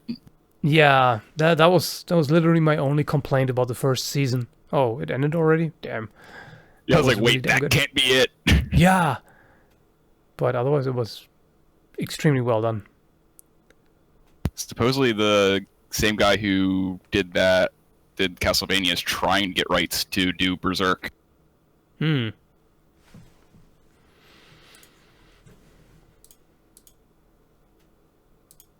I think he would do a really good job with it. Granted, I haven't watched any of the other Berserk anime, but I've heard very mixed reviews about everything. Yeah, me too. Oh, can you be a misanthrope and an empath at the same time? I think so. I think you can. Because you can definitely still be empathetic with individuals while thinking that humanity overall sucks. You can, you can be empathetic towards somebody else for, you know, the unlucky state of affairs that they are born as part of this stupid species. Like, you can be like, oh yeah, I feel the pain, bro. I'm part of this shit too, right? I made too many cookies. Who wants cookies? I'll give free cookies. Yes, you better send some virtual cookies over here right now.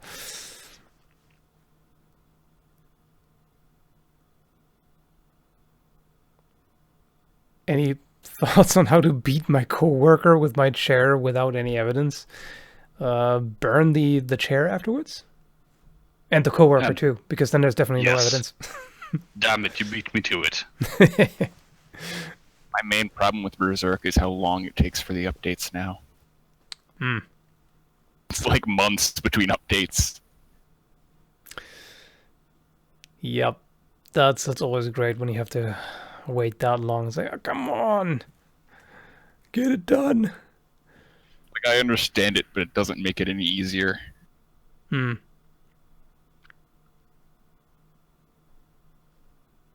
I am empathetic with a few friends I have, but I do think humanity is fucked. Yeah, there you go. That sums it up.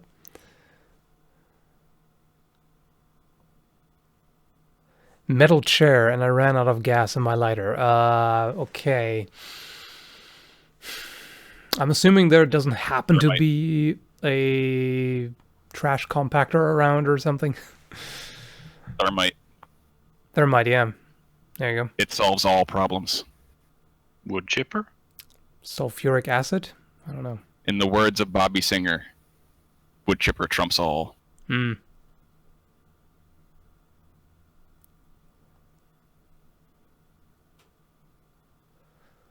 I mean, you should have thought ahead and beaten them with a giant block of ice and just wait until it melts.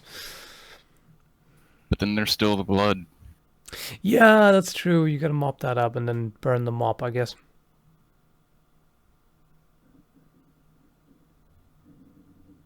Do you have any information about tabs? Are there still updates? I think so. I haven't really looked at it in a long time. There might be, but I have no idea.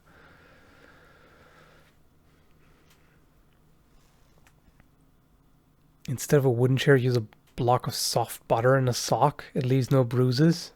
Somebody's speaking from experience. Interesting.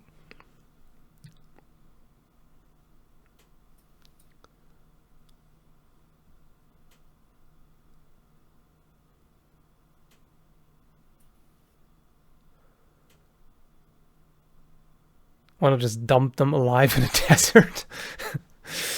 I mean, if you have the kinds of resources to just do that real quick, then you can probably deal with the problem in other ways.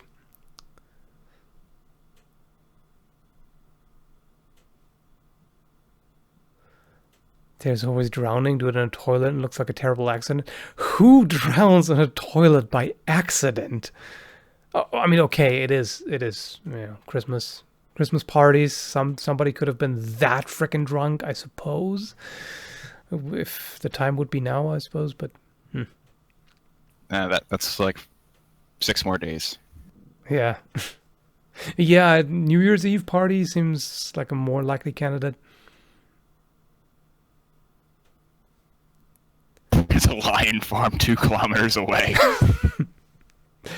Pigs also work. Apparently, pigs eat really just about anything. Everything. No, they will literally eat an entire body. The thing is, I actually know... My grandfather told me he knew someone who tried to get rid of a body like that. Wow. But the cops found him before he got rid of the body. Ah. The pigs were too slow. No, he was starving the pigs so they would eat the whole body. Oh, okay. Granted, who knows if that story was actually true or if it was just... It's the grandfather thing. Who knows if that was actually true? Yeah. Could be one of those stories. I actually spent money to talk to the people. Well, it's okay, bro. We understand. It's better than paying for sex, right? Definitely. Depends on who you ask. Okay, I mean, it's not better. It's more dignified. Classier? Is it? Yeah, I think so. Then that depends on... That also depends on multiple factors. Yeah, definitely. And it's probably not the more enjoyable experience out of the two. But then again, it depends. It depends on a lot of factors. Never mind. Need a lot of cats. That could work, I suppose. So what you're saying is you need a lot of pussy. Yes, indeed.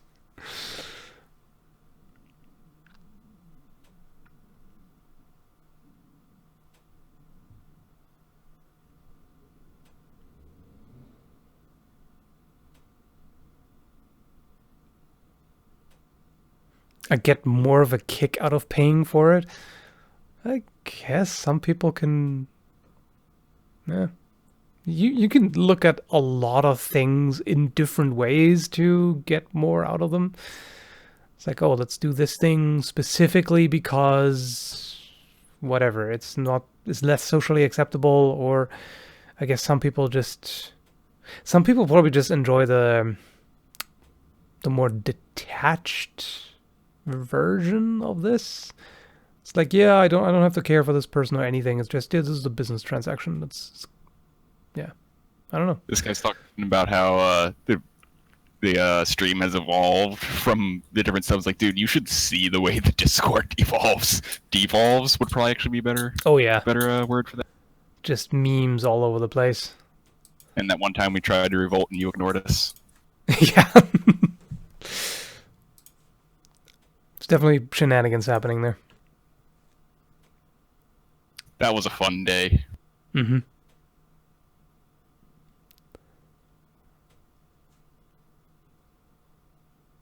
Mountain Dew will completely dissolve a body.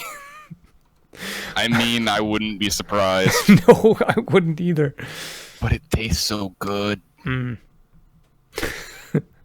There were kids in, I think it was West Virginia or something, that were making stuff called White Lightning, which was essentially, they took Mountain Dew and they poured ethanol racing fuel into it. Whoa. Yeah, it didn't end well. That sounds safe. That sounds really safe.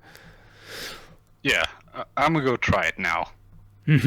Have fun being blind. Yeah. Yay! I get to know how it feels to be blind. I don't even know. There was a lady who she had desperately wanted to be blind, I guess, so she poured drain cleaner in her eyes. What? Yeah. Humanity. See, this is why misanthropes exist. Humanity. That's just, how can you maintain faith in that?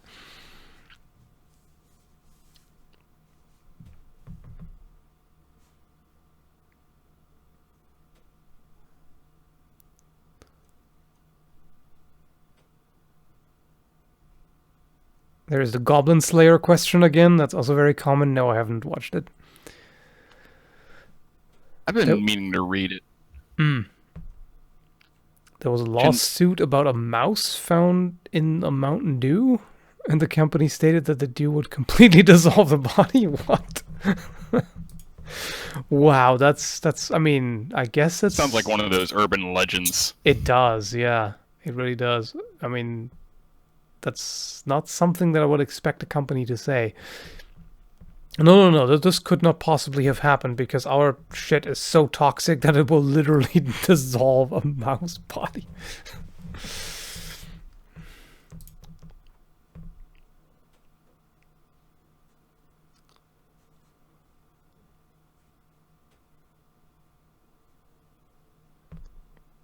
I've lost faith in humanity a long time ago, yeah. I think a lot of people think like that.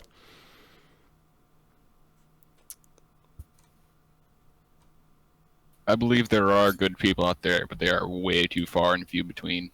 Yeah. Wait, reverse that.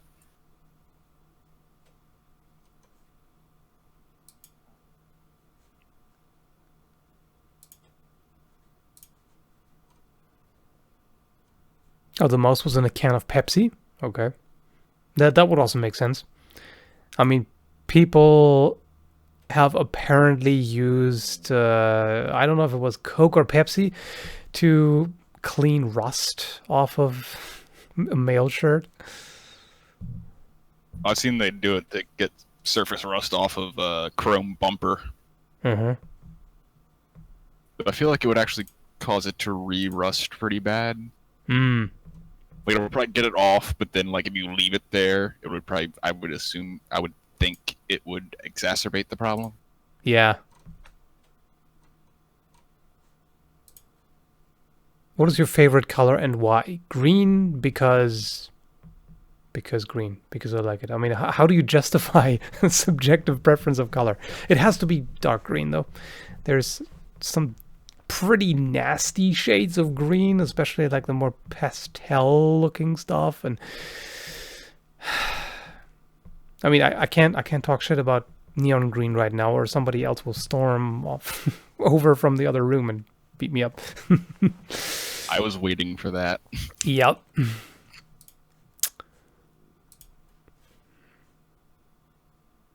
A nice hunter green, yeah, or forest green or something like that. Nice. That's dark the color green. Of my car. That's good. Metallic green can also look pretty good on cars. Then again, a lot of metallic colors look pretty good on cars.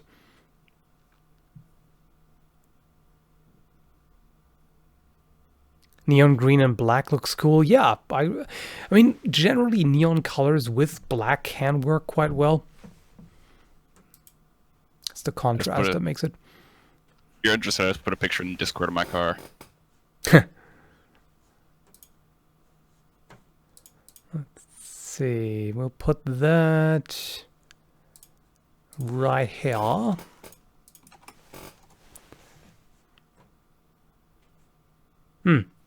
Oh yeah, that's a nice green.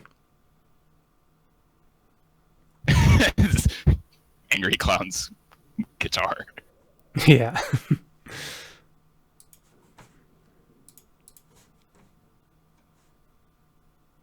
not the best picture, but I was in a rush to get that.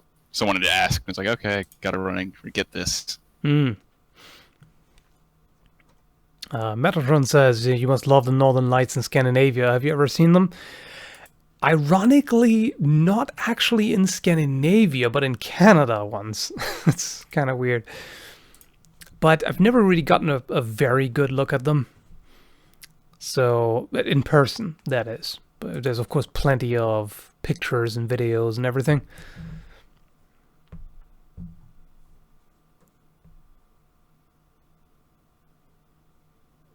I like the guy saying he liked to spend his Christmas with prostitutes and vodka. I That like works. you. I mean, who doesn't? Mm-hmm. Probably very devout Christians. Probably, yes. Fair point. Here's a PayPal from James without any message, so thank you, James. There was something I saw. This news outlet was at a gas station trying to ask people what they would do if they won the lottery, and they went up to this one dude, and he said, "I'll probably get a bunch of hookers and some blow." They're like, oh, that was not the answer we were looking for. Nope. I mean, it's honest. You got to respect that. But it would be nice to hear maybe a better strategy for spending the money. But, you know, people have priorities, I suppose. Sounds like the kind of person who a year later is back at the place where they were financially before. Just spend everything. Got nothing to show for it. They have experience. Yeah, I mean, a year of awesome memories, I'm sure. That you can look back to. Assuming you can remember it. Yes, there's that. You know, all the great memories that you can then, when you're older, look back to and get depressed by because, oh, my life is so much worse now than it was then.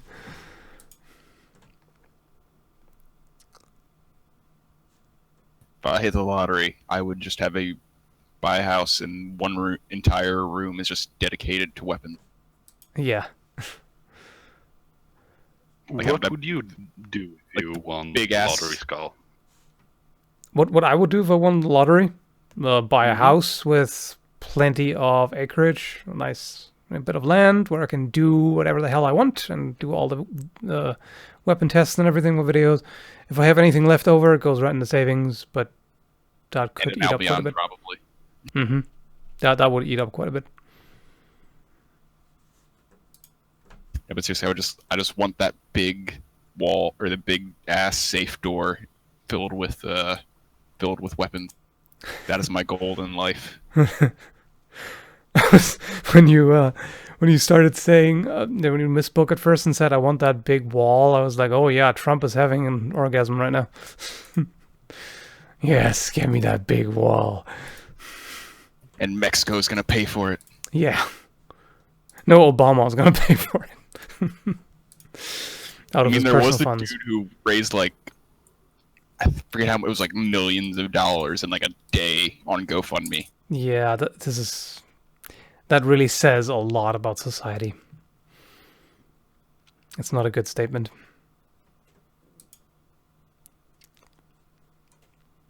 What statement were we talking about?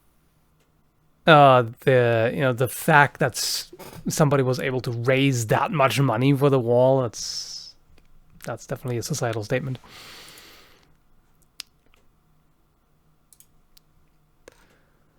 But, people will be people. Yeah, and I'm pretty sure that there is people that has gotten more for dumber reasons. Oh, yeah, you bet. I like people that start GoFundMes to pay their parking tickets. Oh, yeah. Yeah. Yeah, and then actually get the money. And that guy that got funded for having a pizza party. It started with just him having a pizza, and someone paid for that. And then he made a stretch goal for more pizzas. And yeah, it turned into a pizza party. Wow. Why haven't I thought of that? I should make a pizza fundraiser. Yeah, right. And of course, it'll have to be all pineapple. Nothing but pineapple pizza to fully trigger the internet. I gotta add ham too. No, just literally nothing but pineapple. Not even sauce. No cheese, nothing. Just pineapple. Just on the crust. Actually, that might be good. Like, make a pizza that's entirely made with pineapple. Where's Gordon Ramsay when you need him? Yep.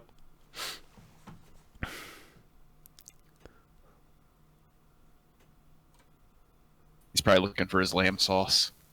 Uh-huh.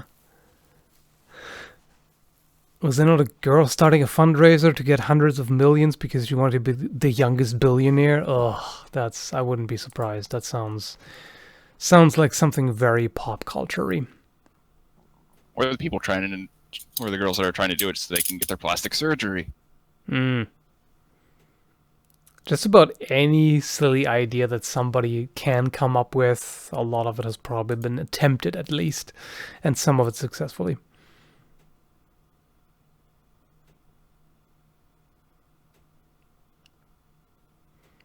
I'm going to start a GoFundMe page to clean my car, and it will probably end up with me owning a fleet of solid gold and platinum Lamborghinis.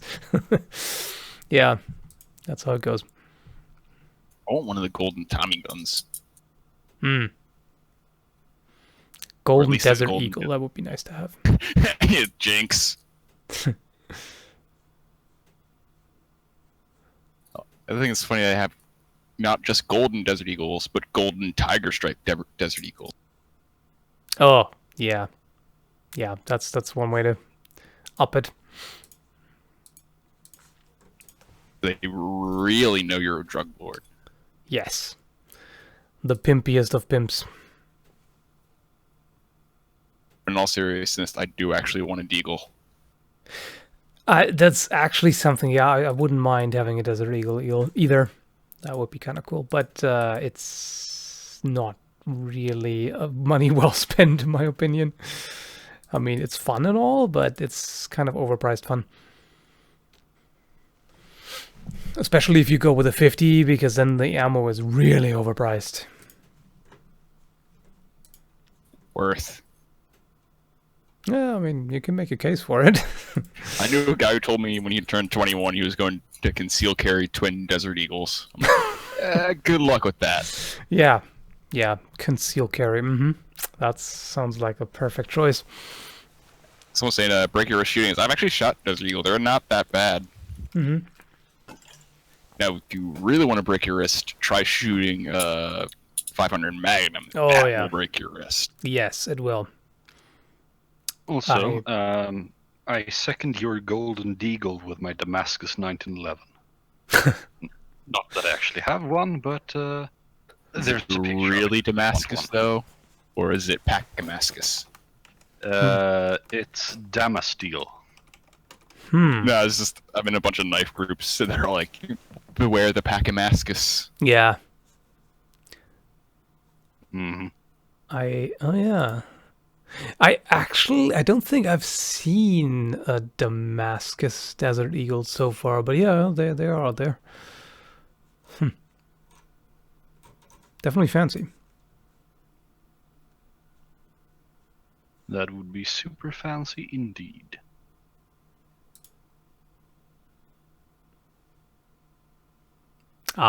Here's a 1911 that just has like a Damascus pattern printed on it. That's the cheapo version.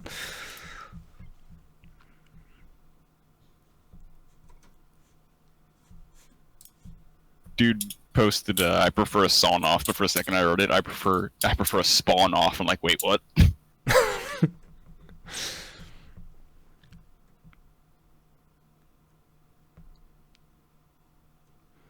That thumbnail picture of you is awesome. Well, thank you. I drew it myself quite a while ago, actually. Back in 2010 or so. Still relevant. Well, or rather, it is relevant again now, because for a while I didn't have the long hair. Now I do have it again.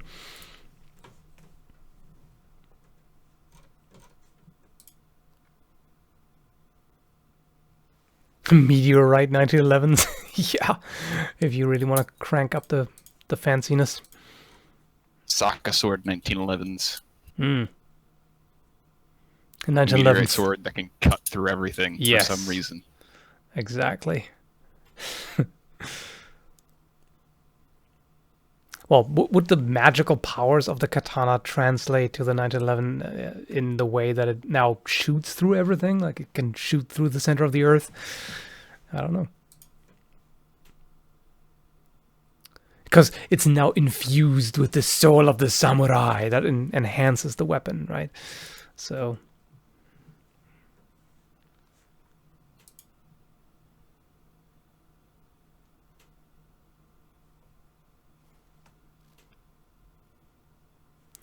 I prefer 1911. Short, fat, and slow does the trick.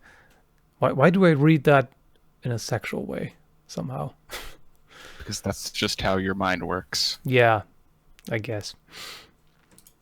Though I do prefer 45 ACP. I like that round. Mm-hmm. Yeah, nothing wrong with 45 ACP. I was actually shooting my friend's 1911 45, and I actually managed to hit a steel plate at like 100 yards. Or 100 good. feet, not yards. Oh. Even 100 so, yards that's would be still... pretty far, yeah. I was like aiming like a foot above the target, and it's like ping, ping, like holy shit, did I actually hit that? Make bullets out of the katana. Ah, now you're thinking. Sacrilege. You cannot melt the katana. No. It will defy the flames. It will simply cut its way through the fire. Yes. You will literally see flames cut in half just fall out of the forge. Frozen in time and split in two.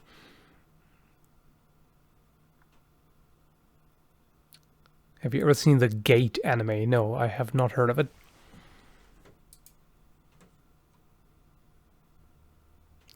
I mean, making bullets out of a sword would definitely work better than making a sword out of bullets. Because a lead sword would really suck. Again, we get to the point where it's like, you could poison them with it. Yeah. Technically. If you could hurt them with it. I mean, it would kind of hurt to be hit with it, but it would definitely not cut. It would just bend instantly. Well, now I'm thinking about it, it would be insanely annoying to swing just because it's so freaking heavy. Yeah, really heavy. Like imagine a great sword made of lead.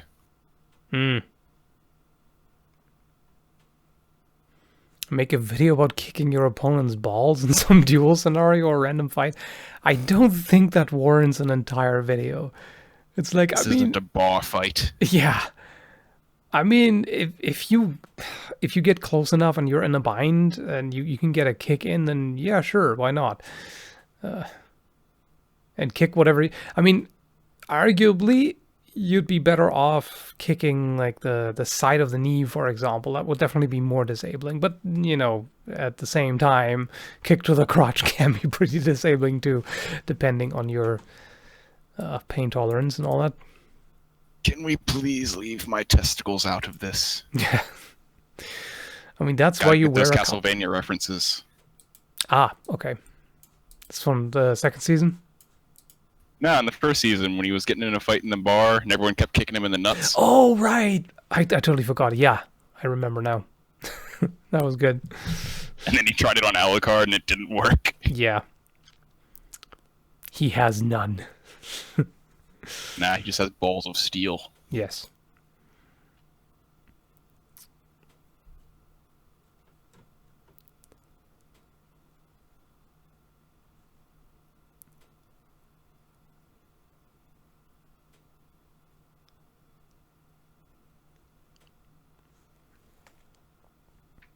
Well, it's been nice chatting with you both, or all three of you, but I need to be going now because it's late. So, yeah, thanks for the chat. Oh, thank you too. Thanks for hanging out with us.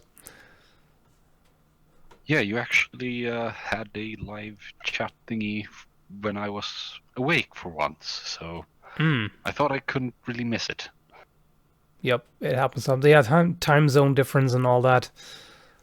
Yeah, I know. Shit happens. Mm-hmm. But yeah, thanks for today. All right. Have a good night then. Good night to Sleep you well. too, sir.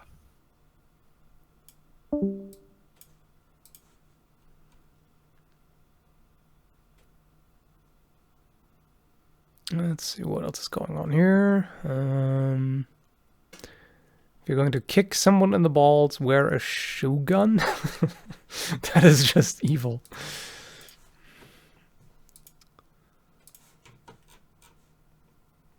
Just put some explosives at the end. Then again, that's probably not good for your foot. Gotta get those Bayonetta gun heels. Mm-hmm. Buckshot where the shot is tiny swords. No, it's got to be tiny pommels. But then again, no, that's... I mean, that's literally buckshot already. That is, yeah, it literally is. I guess but I mean, tiny Demo swords... Matt did he put X-Acto blades in a shotgun shell. Oh, yeah. I mean, tiny swords, it's kind of flechette, isn't it? I mean, it's just styled a little differently. So you could say that exists already in a matter of speaking. Manner, not matter. Anyway. Seen a lot of blades, but I want you to club someone mugging with... Someone's mugging with clubs? Okay. I mean, I've clubbed zombie heads in the face. Does that count?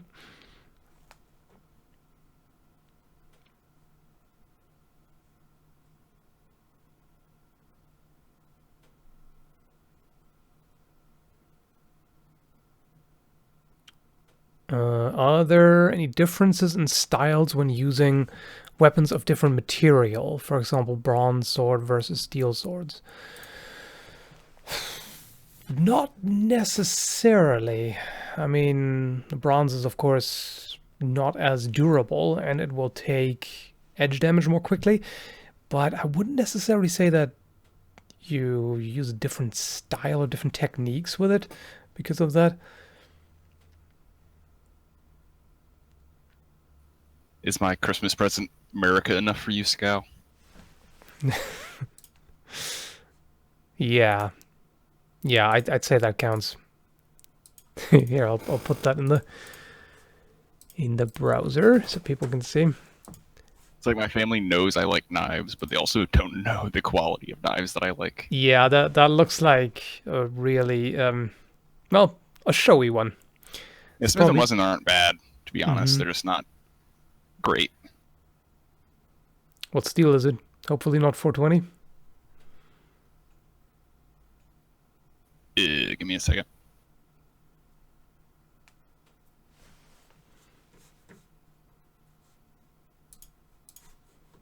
Well, yeah, definitely very America, for sure.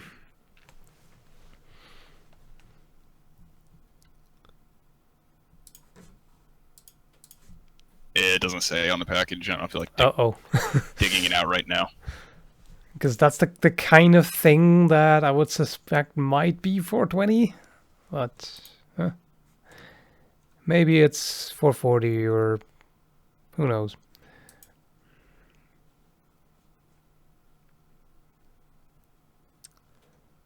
I'm disappointed that you and other sword tubers keep entertaining the myth that axes were useless. When did I ever do that a single time? I'm pretty sure I've never talked down on axes ever.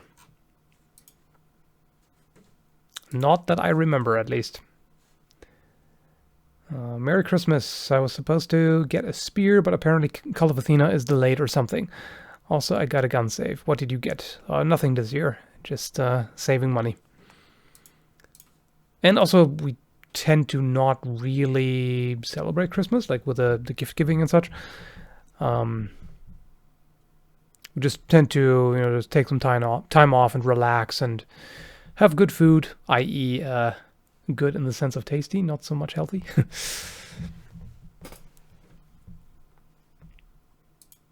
But we do the gift giving on Halloween as a personal tradition. Just because. What on earth is that? That looks like a handheld missile launcher.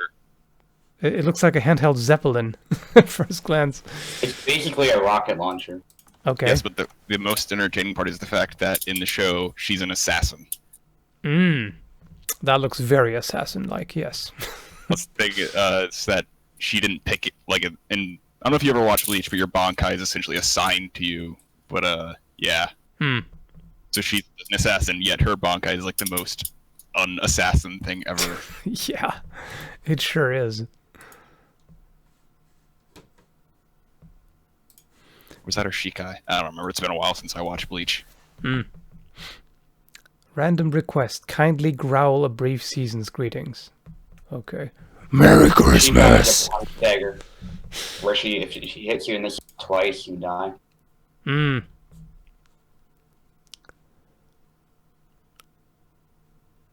No witnesses if I blow up the whole block. Yeah, I mean, can't really argue too much with that thinking. That's the Zenyatta method. No one can notice if there's no one to notice. Yes. Or no, wait, that's the Assassin's Creed method. Yeah, pretty much that.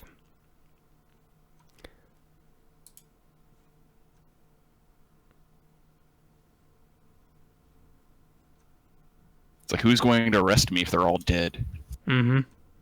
Just leave destruction and desolation wherever you go. Isn't that a war crime? Details. If you haven't committed a few war crimes, you're not trying hard enough. It's called collateral damage.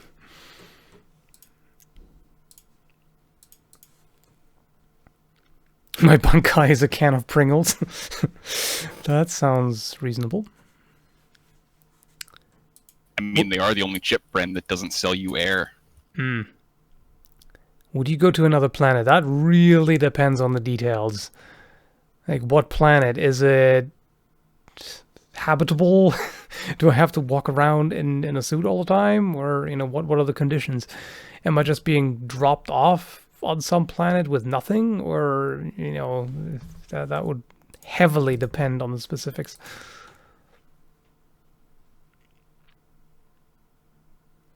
It's like, I want to go to another planet. Okay. They just kick you out on Mars without a suit or anything. Oh, you just said you wanted to go to another planet. There you go.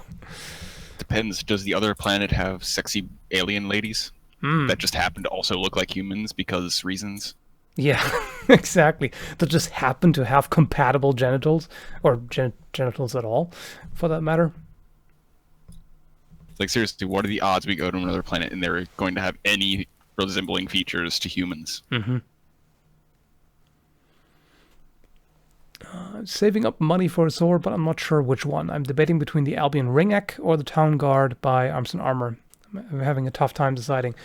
Yeah, I can see that. I mean, that's really mainly the two-handed versus single-handed decision there. Let's say, if you wanted to do tatami cutting, then I would probably go for the Ringak, rather. The Ringak is going to have a better edge, or a sharper edge, by default when it comes, compared to the Town, or generally, Albion. They tend to do sharper edges than Arms and Armor. So that could be worth considering. If you want something mainly for the looks, I can't really help you, then that's really just entirely personal preference. What I pick between the two. I mean, owning the Town Guard, I guess there is a bit of bias here, but at this point, if I could pick still, I might still go for the Ringak either way. Just because I prefer two-handed at this point, which I didn't at the time when I got the Town Guard. So, yeah. And here I am with my stainless steel Anduril. Yeah, that's the third option, I guess. The humanoid form is actually pretty solid for high intelligence, thumbs and all that. Octopus, another big contender, yeah. Yeah, upright, bipedal, maybe, but I mean, what are the odds they're actually going to look like a human? Yeah, I would think there would be more substantial differences than, say, some nose ridge or something, you know, Star Trek style. It's just, yeah, minimal cosmetic differences, but otherwise it's basically humans. Or like the Asari in Mass Effect who just have like weird tentacle hair. Yeah.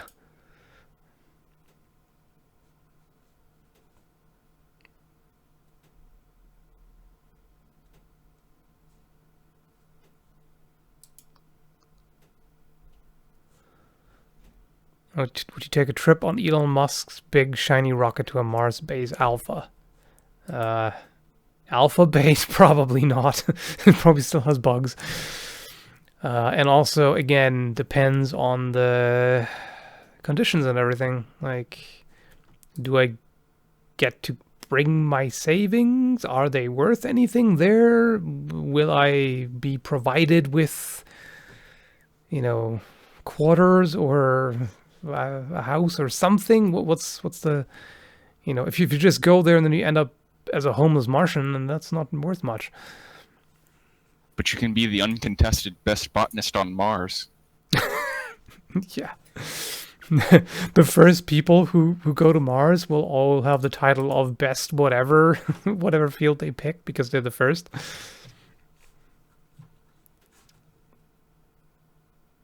I will be the greatest Martian swordsman. That's something. Also, for a second, when you said quarters, I imagined like the currency. I'm like, why do you need quarters on Mars? Oh, yeah, I meant living quarters, but that would be funny. Yeah, some quarters. Like it's just everything on Mars and vending machines. Yes, 100%. So they will have the old school phone booths on Mars that take quarters. Actually, I was at the mall the other week and they still had payphones. Huh. Like the only place I've seen a payphone in like a decade or so. Hmm.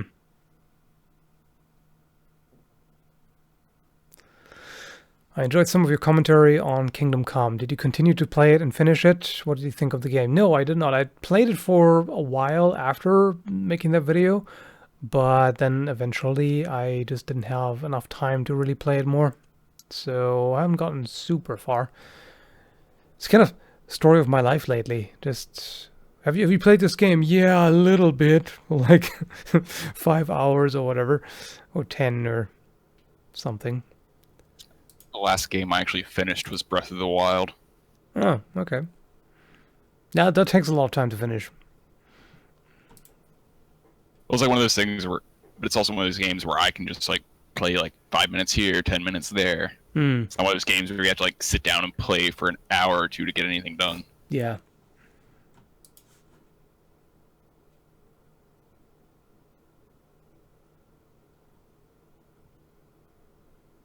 The only payphone I know of is at the gas station near my house, so there is actually one around.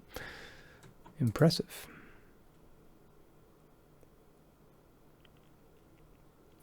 Yeah, I can't say about Lord of the Rings or Game of Thrones, I've never really gotten in either of them. Someone was asking me and you and me, a Mr. Sexy Voice, about it. Yeah. Yeah, between Game of Thrones and Lord of the Rings. I'm in the same boat. I've never like gotten really extensively into it. I think if I had to pick, I'd go with Lord of the Rings. I think. Yeah, I'd probably say the same, just 'cause I know slightly more about it. Yeah. That, and also you can actually start to like characters without having to worry about them dropping dead the next episode. So a lot less incest. Yeah. I mean, Game of Thrones is just such a character meat grinder. It gets a little bit ridiculous.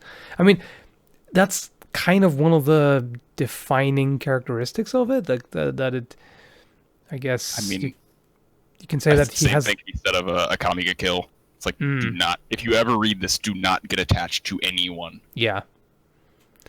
You read it? No, I haven't.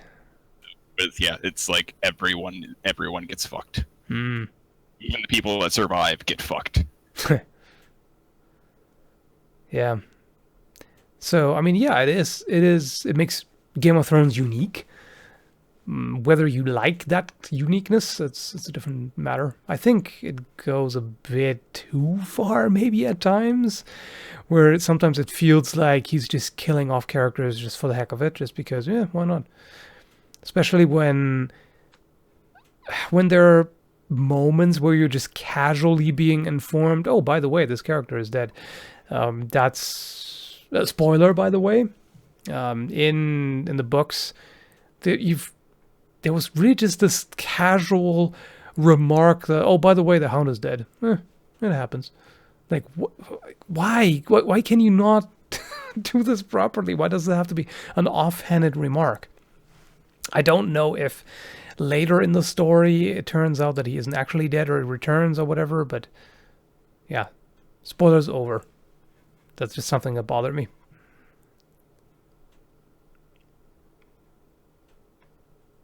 I mean, you could just watch Avengers if you want to see Peter Dinklage. Yeah. And he's not tiny. And yeah, even though he he's is still a dwarf. Yeah, and yeah, he is awesome in Game of Thrones, no doubt about it. Drinks and he knows things. Mm-hmm. There are a lot of good characters, like, you know, cool or nice to watch or whatever, interesting. And I'd say you could argue that the best characters in Game of Thrones are better written than the best ones in Lord of the Rings. I think you could make a case for that. But overall, I think I'd still prefer Lord of the Rings. I can't say I did not get through a single book in either series. I tried reading both, and I got like halfway in. I tried reading The Hobbit, and I tried reading the first book in Game of Thrones, and I did not make it halfway through either of them. Yeah, I did read Song of Fire and Ice, or Ice and Fire. I always mix up the order. As far as I could, but let me think. When did I? It's been like 2 years or so since I read it, so there may be the next one may be out, probably. So I read it, but I didn't really watch Game of Thrones. I mean, I've watched the first couple of episodes, but didn't really stick to it. Even though it's very well done, it seemed a little bit pointless to watch it when you've already read it, because it does stick pretty close to it. At the same time, it's kind of weird. Like, I say that, but at the same time, when I watched The Walking Dead, and at first they were still sticking to the original story relatively closely, and then it got more and more off track. There I said, what the hell? What's the point? Why do they keep deviating so much? But at the same time, I'm saying, what's the point of watching Game of Thrones when you've read it, because you know what happens? I need to make up my mind on this.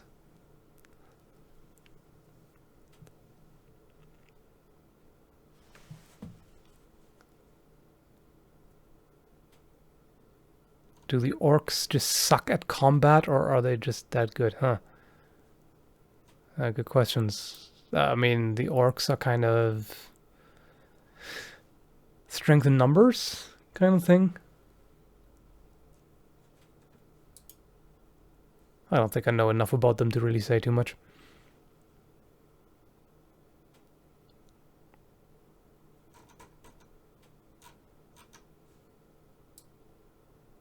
Anyway, the stream has been going on for quite a while, and I'm starving. I wouldn't be surprised if you had heard my stomach at some point, so we gotta wrap it up here. So thanks again, everybody, for showing up. Thank you for all the super chats. Thanks for hanging out, guys. And yeah, definitely had fun. I hope you did too. That was a question. Answer. No. Yo, man. I refuse to answer. Okay, that's fair. I'll take that. So yeah, again, Merry Christmas. Enjoy the holidays, and I will see you around next time.